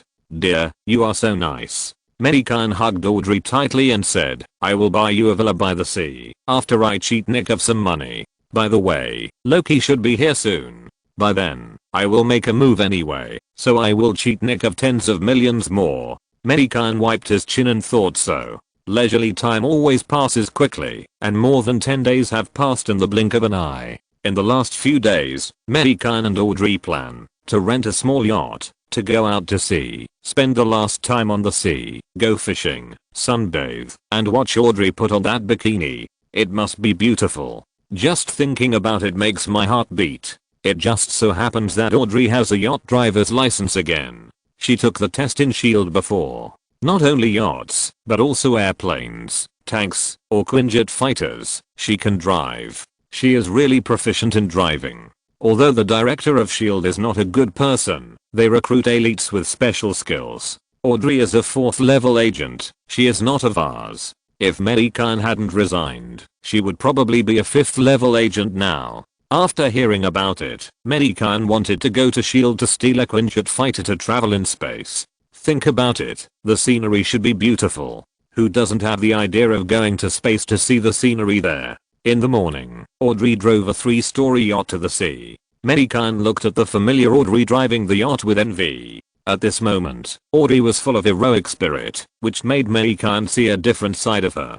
Very good. It seems that I have to buy her a police uniform online. Mei Gan found another way to keep the passion between the two. Thinking about it, Mei Gan was a little excited. If he hadn't been holding the babbling little sissy in his arms, Mei Gan would probably have teleported to buy one. Honey, why are you looking at me like this? Audrey blushed a little when she was looked at by Mei Gan and said embarrassedly. At this moment, Audrey's heroic spirit was gone, leaving only the familiar shyness of Mei Gan. No, I just felt that you looked very beautiful just now. I have never seen you like this before, Mei Gan replied with a grin. Then do you like it? Audrey heard the words, and a trace of joy rose in her heart. The blush on her face slowly dissipated, and she asked Mei Gan solemnly with a frown. TSK, TSK, TSK, marrying Audrey is like marrying many wives. Some are coy, some are gentle, some are sexy, some are cute, and now there is also a vigorous one. I'm so happy, Mei Gan said with great joy on his face. Bah, you are so frivolous. It seems that you want to marry many wives. Do you want me to introduce a few to you? Audrey felt happy at first, and then she seemed to realize something, and said with a dangerous light flashing in her eyes. No, I only have you. How can I have more? Don't think about it. Mei Gan hurriedly walked to Audrey's side, hugged her slender waist, and kissed her cheek and said. Audrey rolled her eyes at Mei Gan, and said in a tender voice, you are sensible. Women are difficult to serve. Mei Gan breathed a sigh of relief. Honey, we will stop here. The yacht drove about dozens of kilometers, and Audrey stopped the yacht and said to Mei Gan, okay, let's go here. Mei Gan looked around and saw nothing but the sea. He said indifferently, at this time, at a certain base of S.H.I.E.L.D. agents were hurriedly packing up the things in the base. It was obvious that they were going to move away. In the underground base, Eric was talking to Nick about the unusual movement of the cosmic cube. Where is Agent Barton? Nick suddenly asked. Barton, Hawkeye, is staying in his eagle's nest, Professor Eric said with a smile. Not long after, Hawkeye Barton appeared beside Nick. After a brief exchange, the two came to the cosmic cube. Suddenly, the cosmic cube shot a blue light forward. Boom. A circular passage was slowly forming in front of them. A moment later, the blue light rolled in the circular passage. Bang, the light exploded. All the electronic equipment flashed, the lights went out, and then a layer of shockwaves spread in all directions, blowing all the people of S.H.I.E.L.D. to pieces. The lights came back on, and a man was seen kneeling on one knee in the circular passage. He was holding a short staff with a shining gem inlaid on it. It was Thor's non-blood brother, Loki. "Sir, please put down your weapon," Nick said to Loki the moment he saw the man. Loki looked at Nick and the others with a wicked grin. Chapter 71 Avengers Assemble. At night. The round moon was bright and clear, like a night light hanging in the sky, bringing a ray of light to the dark night. Inside the veteran tavern, everyone met here again, probably to create income for Steve. After all, Steve also needs to eat, and he still has to pay to drink here. Otherwise Steve would have gone bankrupt long ago, and now he has a girlfriend. Do you think dating doesn't cost money? Oh, I miss Mei a lot. After being away for so long, they should be back soon.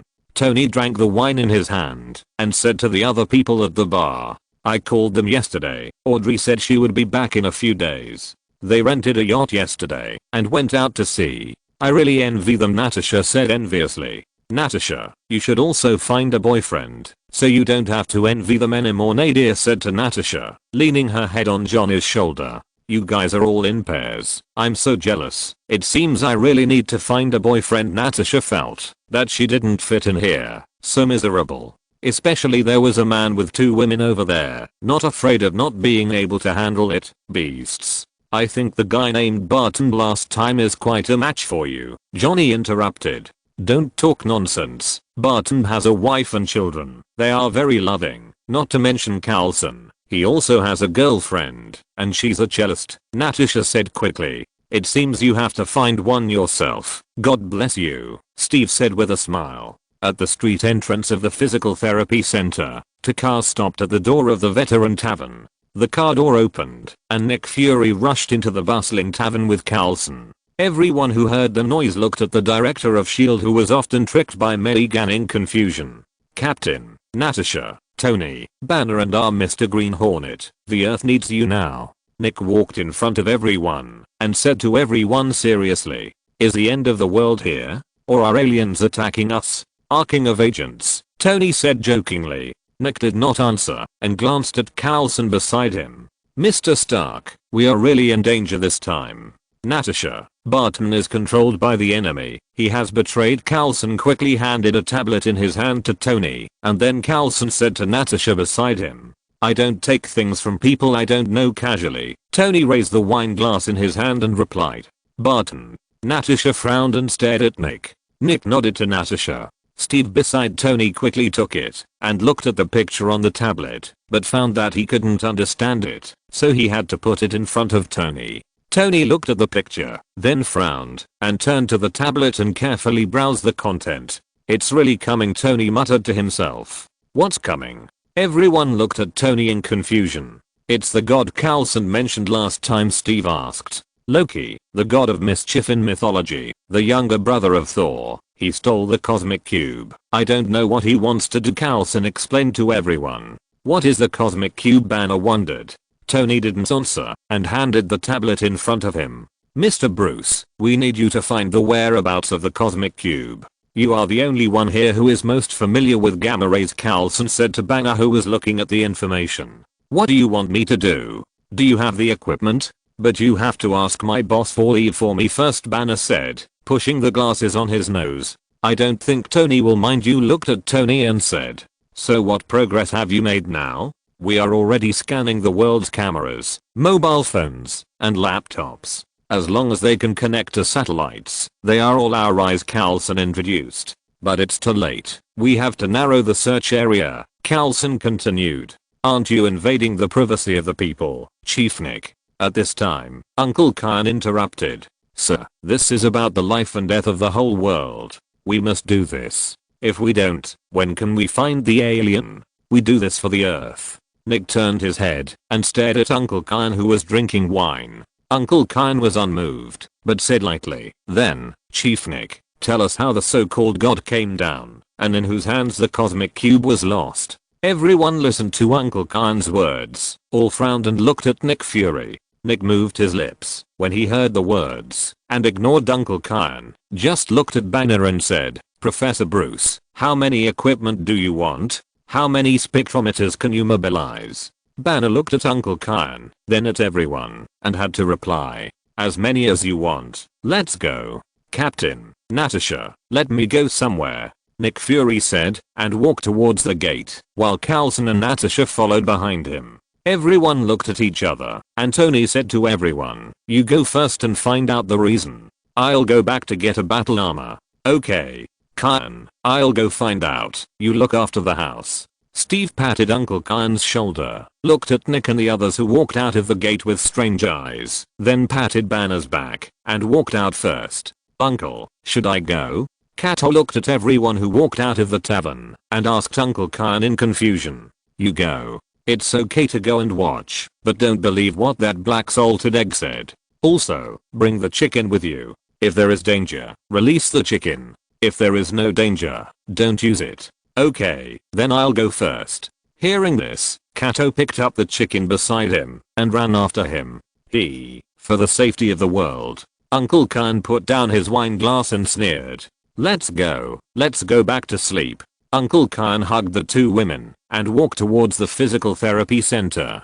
The women and Johnny looked at each other, all confused. Atlantic Ocean.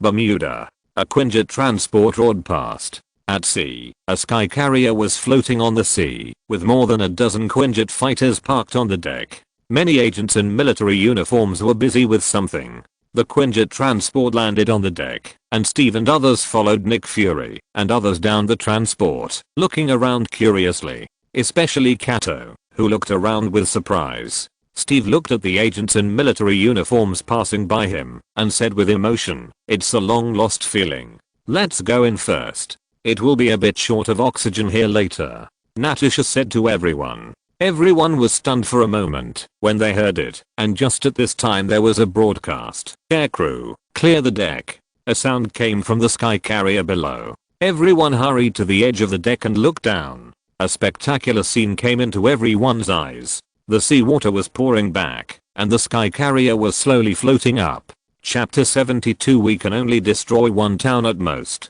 In a secret base, Loki was holding a short staff and watching Eric and Barton doing things. "Sir, there is something I want to tell you." Barton seemed to have thought of something and turned to Loki and said, "What else?" Loki looked puzzled. "You have to be careful of someone. He is more difficult to deal with than that Hulk." Barton walked aside and looked at Loki and said, Who else?" Loki was shocked when he heard that. He knew about the Hulk from Barton, and now there is a guy who is more difficult to deal with than the Hulk. "Mei Gan, I heard that he is a magician. I'm not at a high enough level, and I don't know what the situation is.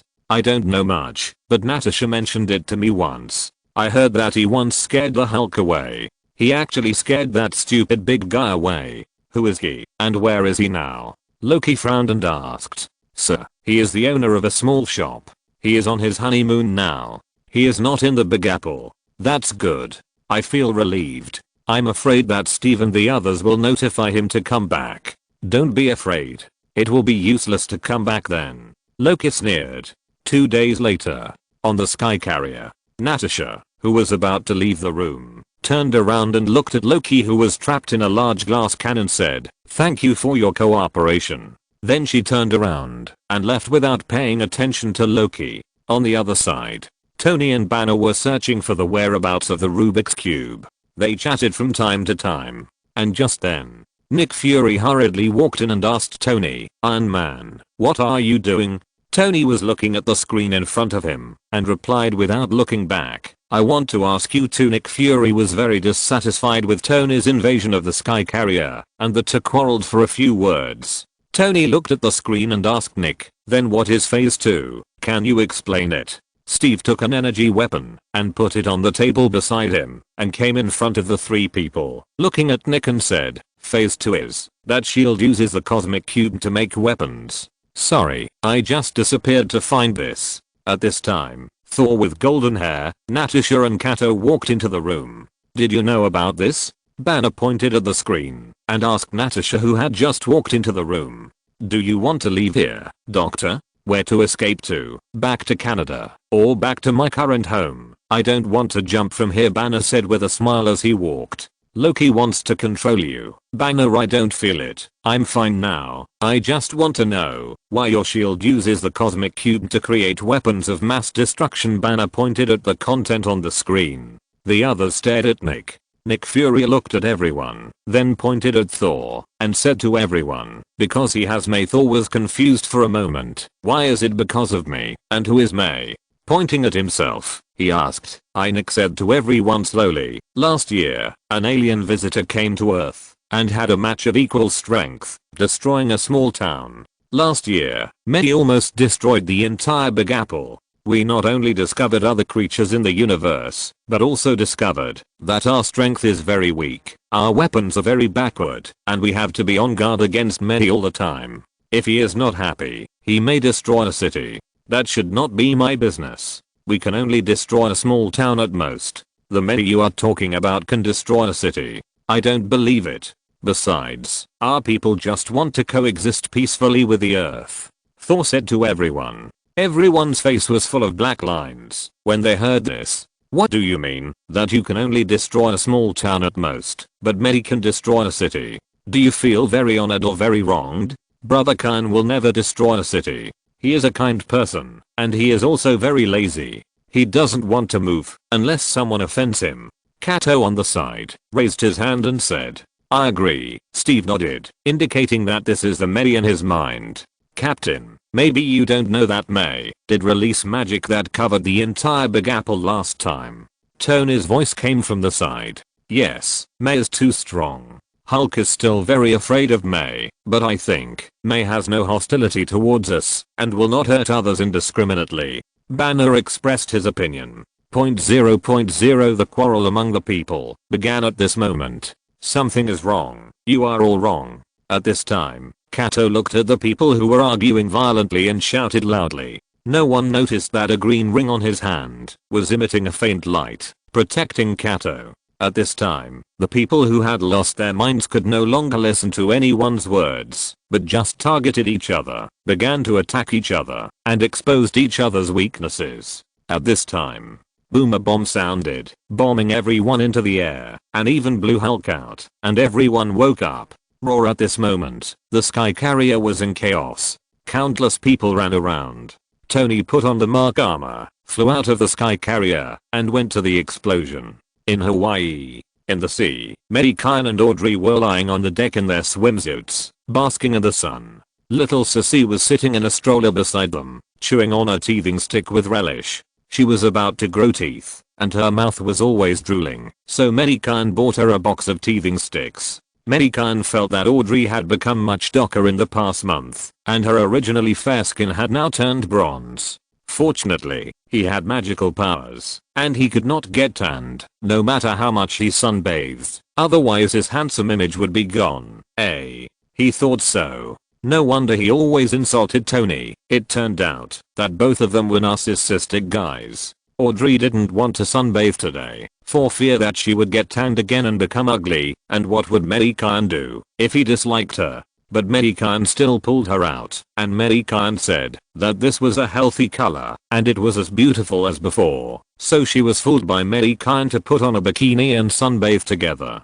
Ding ding ding. Suddenly, Mei Gan's phone rang. Smelly boy, something happened. It seems that a god has come to Earth. I heard that there will be a war. Uncle Khan's voice came from the other end of the phone. It's Loki who came down. I will go back when the war starts. Mei Gan replied with a smile. Loki finally came down. We have been waiting for him for a long time. If we hide the cosmic cube, we won't be afraid that the purple potato spirit's finger snap will affect Zio Suxi and the others. Are you sure you don't want to come back now? Just now, that kid Kato called me and said that they caught Loki last night. Now Loki is still locked up on that sky carrier. But that guy said he had a bad premonition. Uncle Khan continued. They have been caught. It seems that they will come today. Uncle Khan, you keep an eye on the house and be careful. Mei Gan instructed Uncle Khan. I'm fine here. I have Peter to help me. Fortunately, that guy doesn't know Peter's identity yet, otherwise Peter would have been called away by him. Then I'm relieved. I'll go back later. Mei Gan replied to Uncle Khan. Chapter 73. The war begins. Big Apple. Stark Tower. Suddenly, a beam of light shot up into the sky, and a blue light exploded in the void. A circular passage was slowly opening, and the passage was pitch black. At the moment the passage opened, a group of silver chariots rode on strange-shaped flying vehicles, and poured out of the passage. The crowd around Stark Tower looked up, staring blankly at the group of aliens falling from the sky. At this time, a golden red figure shot up into the sky and headed for the group of chariots. Bang bang. Tony's weapons on his armor came out, and several chariots exploded in the air. How long do you have? There are too many enemies. Come quickly. Tony received the signal from Steve and the others and hurriedly said to them, Tony, you deal with it first. We will be there soon, Steve said to Tony calmly. You don't have to tell me, I will, Tony replied while attacking the chariots. In a Quinjet fighter that was approaching the Big Apple at a high speed. Steve, I think you should call May and ask him to help. It will be much easier with him around. Natasha, who was sitting in the co-pilot seat, suggested to Steve. When I knew Carlson was dead, I called him, but his phone was busy, and I couldn't get through. Steve replied frustratedly.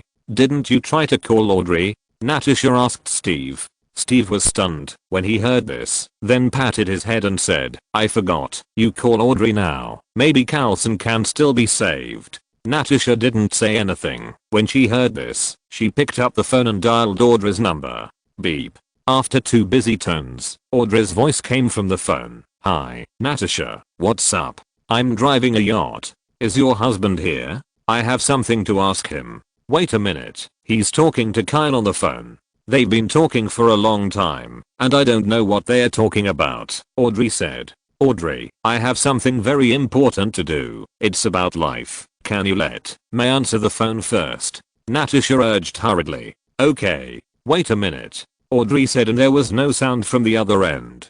Not long after, Mei Gan's voice came from the phone. Hello. What's the matter? Thank God, I finally contacted you, Mei. Something big happened. Can you come back now? Natasha heard Mei Gan's voice, and somehow felt relieved. Natasha, I know what you want to say, but you have no right to talk to me. Ask Nick to find me, Mei Gan said and hung up the phone. Natasha listened to the busy tone on the other end, and looked at Stephen Barton, who was driving a Quinjet fighter with a blank face. Let Nick talk to him. We can't let Mei do it for free. Even doctors in hospitals have to charge for treatment, not to mention saving lives. Mei will definitely spend money. Steve's face was a little ugly at first, but he seemed to have figured something out, and then he smiled and said to Natasha, but this is to save Carlson's life. Barton interrupted. Is his life different from others? Steve looked at Barton and said, he is an elite who protects the earth. Barton wanted to say something. That's no different. Natasha, you should call Nick as soon as possible. Steve interrupted Barton and said to Natasha. Natasha didn't argue and picked up the phone to report to Nick. On the Stark Tower side, countless Chirita soldiers rode on flying vehicles to avoid Tony and quickly went to the ground. At the same time, they used their weapons to attack the residents of the Big Apple City below. For a moment, screams resounded throughout the Big Apple City. Countless American people were killed, and the crowd fled in all directions. Trampled, pushed, and accidentally injured. Countless flames rose on the streets, and the surrounding houses were affected by the artillery fire, and became riddled with holes. Many cars parked on the streets were engulfed in flames, or blown away by shells, and the American people who didn't have time to escape were engulfed by the flames. At this time, Tony was driving the Mark armor in the air to snipe the Chirita soldiers who were chasing the people on the ground. In the air, lightning flashed in the sky, and countless Chirita soldiers were split into charcoal by lightning and fell to the ground. Thor landed on the top of Stark Tower with his short-handled hammer. He stared at Loki inside, and then rushed towards Loki. The Quinjet finally arrived, and before the fighters stopped, Steve jumped to the ground with Kato. One of them held a long stick, and the other held a broadsword and a shield, and rushed to the Chirita soldiers who were slaughtering residents on the ground. At this time, military vehicles drove into the street, and armed soldiers rushed out of them. As soon as the soldiers appeared, they pointed their guns at the Chirita soldiers, and then fired bullets, like they were free. Although the soldiers hit dozens of unlucky Chirita soldiers, more soldiers were killed by the angry Chirita people. Steve, who had already encountered the enemy, waved his broadsword, and rushed towards the place where the Chirita soldiers gathered. He cleverly used the broadsword skill split attack, and several enemies would fall down with one knife. Steve exclaimed that this ugly sword was awesome. Kato was holding a steel stick, just like a martial arts master on TV. Every time he swung the stick, a Chirita soldier would fall down, and the little chicken was standing on Kato's shoulder, and shouting 666. Natasha was holding 2 pistols, and was under the cover of a bunker, shooting cold guns from time to time. Hawkeye Barton climbed to the top of a building, and sniped the Chirita soldiers riding on flying vehicles with arrows. In the space channel, several huge steel worms flew out of the channel. The buildings and houses touched by the worms, when they landed on the ground, were as fragile as tofu. Steve and others looked at the worms that landed on the earth and frowned. Banner, where is it? Tony followed the steel worm and asked everyone. Banner. Steve was about to answer. On the street, Bruce Banner rode a motorcycle to approach them. Steve saw it, and quickly said to Banner, "Doctor, you can be angry now on the other side." Nick Fury, who received the notification from Natasha, has already called Mei Gan. Mei, you should know, now that the Earth is being invaded by aliens. If you are an Earthling, you should help us. Mei Gan had not spoken yet, but Nick had already put on a big hat. Nick, don't talk to me about these useless things. Give me a Quinjet fighter for $200 million. The fighter must be able to fly in space. I will save Carlson, and I will help you deal with the aliens. These are my 2 conditions. Mei Gan ignored the hat of Ludan, and gave him the conditions directly. Mei, do you know how many $US a Quinjet fighter that can fly in space costs? You are taking advantage of the fire to rob you for $200 million. Nick said to Mei Gan with anger. I don't know how much the Quinjet fighter costs. I only know who studied the cosmic cube and let the Chirita people come to Earth. Mei Gan hit Nick's wound slowly. There was a silence on the phone for a long time. Okay, I promise you. I hope you can solve the war now, Nick replied after thinking for a long time. Okay, preserve Carlson's body and prepare what I want. I'll come over now to solve the trouble you created, Mei Gan said and hung up the phone. Chapter 74 Go. Fire Phoenix. Big Apple City. Gunfire filled the sky, and countless houses and buildings became ruins. Chirita soldiers were riding flying messengers and shuttling above the streets. There were also some Chirita soldiers on the ground fighting with the American soldiers, but the American soldiers were being suppressed and retreating step by step. In the passage, there was still a steady stream of Chirita people pouring towards the earth.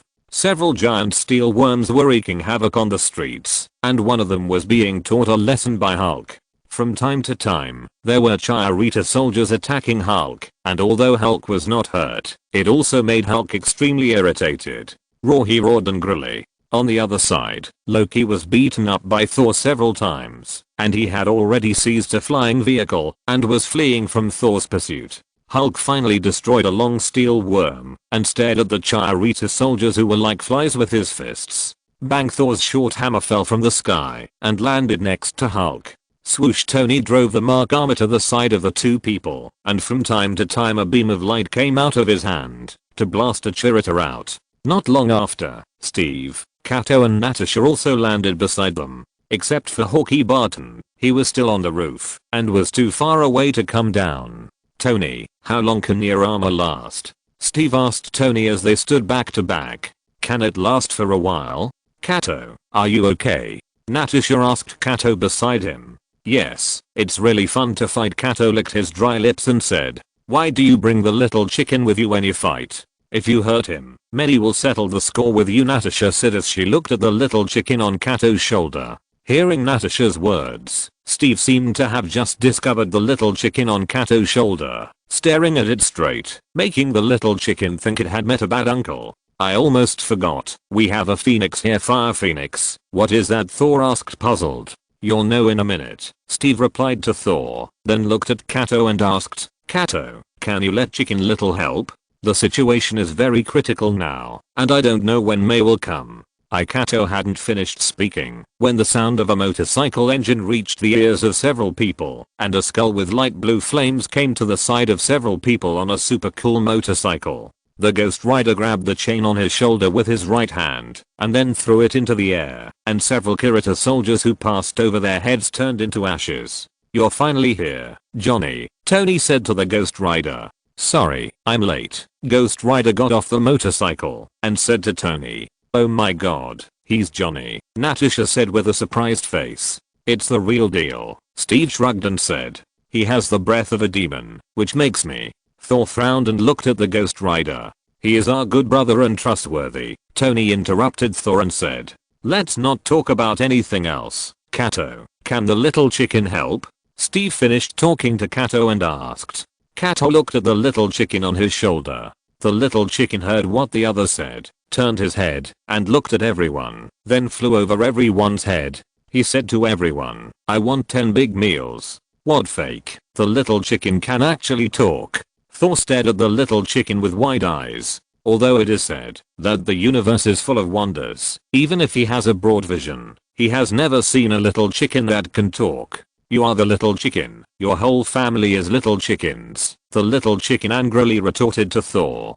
Thor, stop talking, little chicken. Let's make a deal. Then ask Tony to give you a few more meals. Right, Tony? Steve interrupted Thor again and said to the little chicken. That's right. I will cover all your meals from now on, Tony said generously. The little chicken was immediately excited when he heard this. In the past, he had never eaten enough. If he ate too much, he would be scolded by his boss. Now that someone has covered his meals, can he eat as much as he wants? My little chicken's happy life is coming. Here, looking at Steve who was discussing with the little chicken, Natasha looked at Tony with an inquiring look. You will know in a moment. How could Mei have a simple pet beside her? Natasha had never seen the little chicken transform, so she naturally didn't know how terrifying the little chicken was.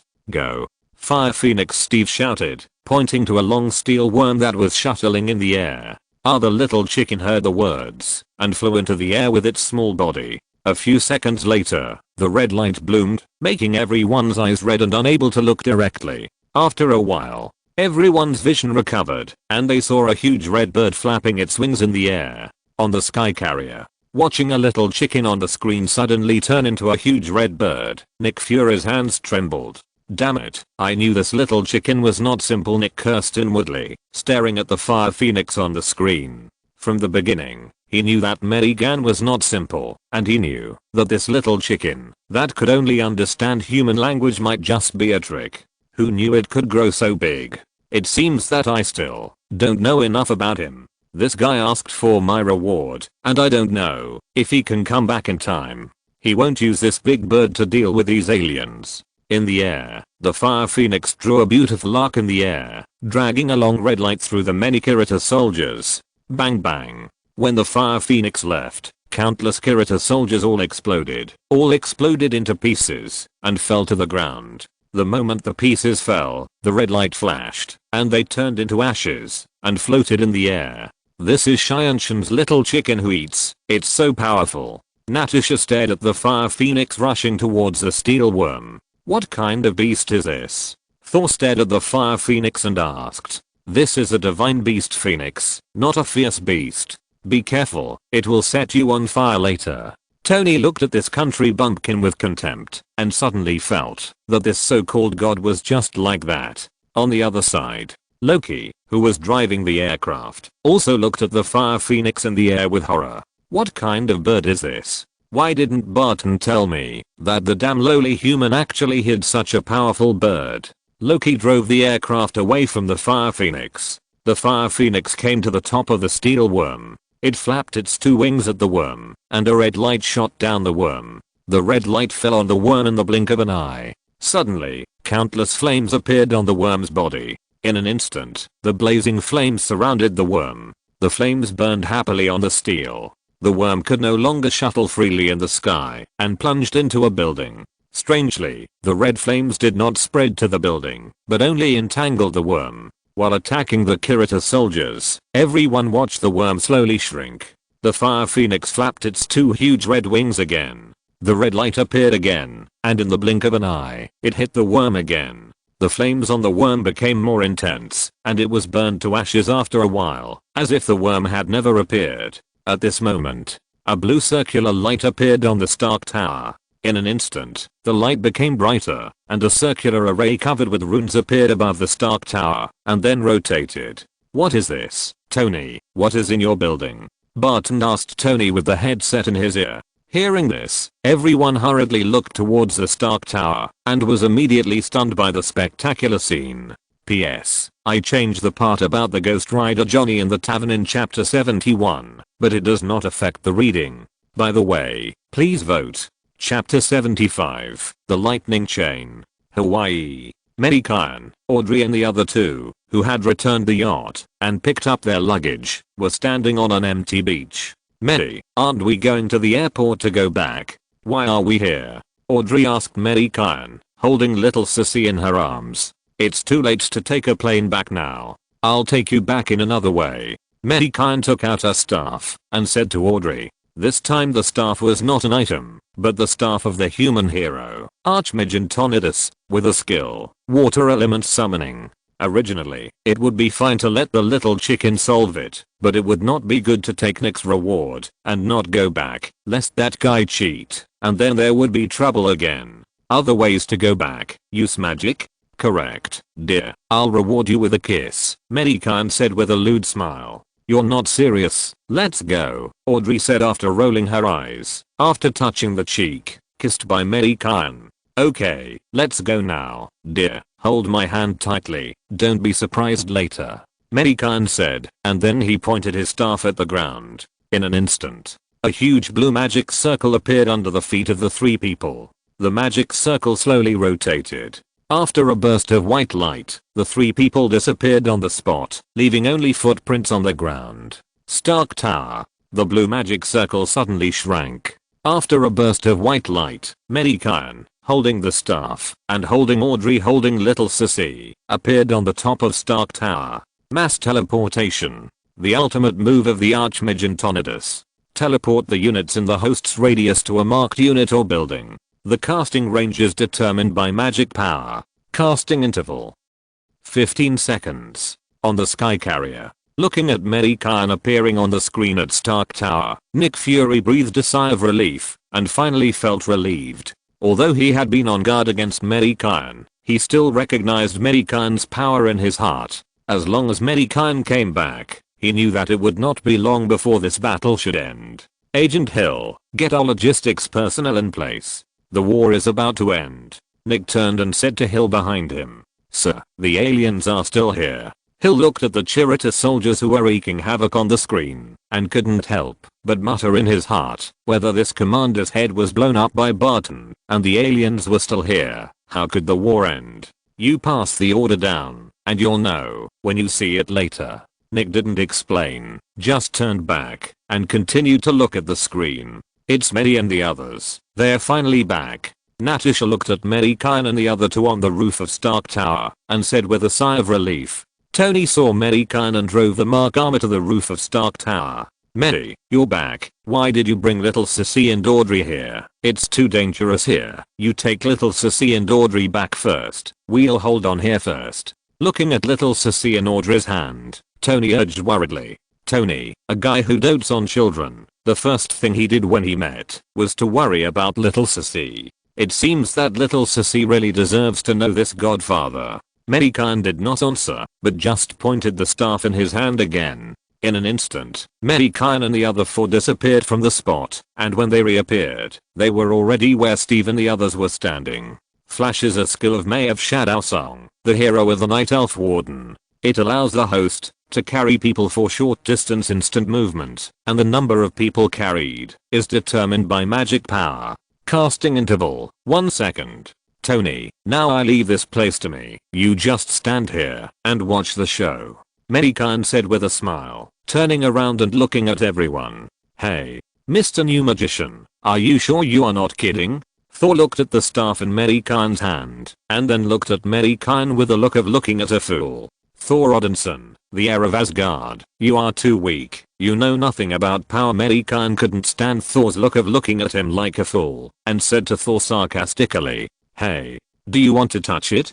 Thor was very unhappy to be looked down upon, and shouted with his hammer in his hand, "You are called the god of thunder, so now I will show you real thunder and lightning," Mei Gan said without paying any attention to Thor. He walked forward a few steps, looked up at the phoenix in the sky and said, "Little chicken, come back to me." After receiving Mei Gan's call, the little chicken dropped the long worm he was attacking, flapped his wings excitedly, and instantly came to the top of Mei Gan's head. "Brother, you are back, I missed you so much." The fire phoenix flashed red, turned into a little chicken again, and flew to Mei Gan's shoulder. "Go to your big sister, don't bother me." Mei Gan threw the little chicken to Audrey in disdain, and then the magic power in his body surged. Mei Gan's body slowly floated into the air. The staff in his hand lit up with a blue light, and Mei Gan then pointed the staff in his hand to the sky. Countless small lightning appeared on Mei Gan's body, flickering, and a pair of eyes lit up with purple light. In the blink of an eye, the sky was dark. The sky that was bright just now was suddenly covered with dark clouds, and purple lightning flashed continuously in the dark clouds. Boom. With a loud noise, the dark clouds spread again, covering all the places where the S.H.I.E.L.D soldiers were wreaking havoc. Boom boom. Purple lightning kept passing through the dark clouds, and the powerful pressure fell on every creature. The bodies of the targeted S.H.I.E.L.D people began to shake violently. What is this? Loki looked at this scene with horror on his face. If the lightning summoned by his elder brother Thor was a stream, this was the ocean. The sweat beads on his forehead fell one by one, and Loki had no intention of wiping them off. He could never have imagined that among the humble humans on Earth, there was such a powerful existence. Even the man who gave me the scepter was not so strong. I'm sorry, I want to turn from darkness to light, brother. I want to go back to Asgard to be punished. After thinking about it, Loki calmed down and drove the aircraft towards Thor. Who is he? Thor looked at the sky and swallowed his saliva, then asked Steve beside him. Mei Gan, our brother, an earthling, Steve said proudly. Then you are really lucky. Thor didn't know if he could still call himself the god of thunder. After all, he was at most a thunderman. This was the real god of thunder, right? Descend. As Mei Gan finished speaking, a purple lightning bolt as thick as a bucket fell from the sky and fiercely struck a steel worm. Boom. The lightning submerged the worm in the blink of an eye and split it into powder. Then the power of the lightning did not decrease, or it became even stronger, jumping to another worm, and then jumping one after another on the S.H.I.E.L.D soldiers within the range of the dark clouds. In a few breaths, the earth no longer had the existence of S.H.I.E.L.D people.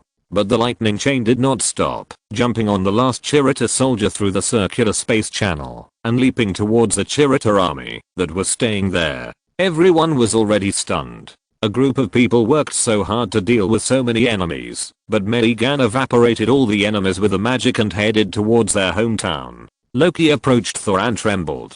Now he could only feel a little safe by getting close to these people. This is too cruel. It's really not worth provoking. End of this chapter. Thank you very much for reaching the end. Don't forget to like. Looking for more exclusive content and immediate access? Subscribe to our Patreon. Remember, every like, subscription, or donation encourages us to continue. Thanks to everyone. See you in the next video.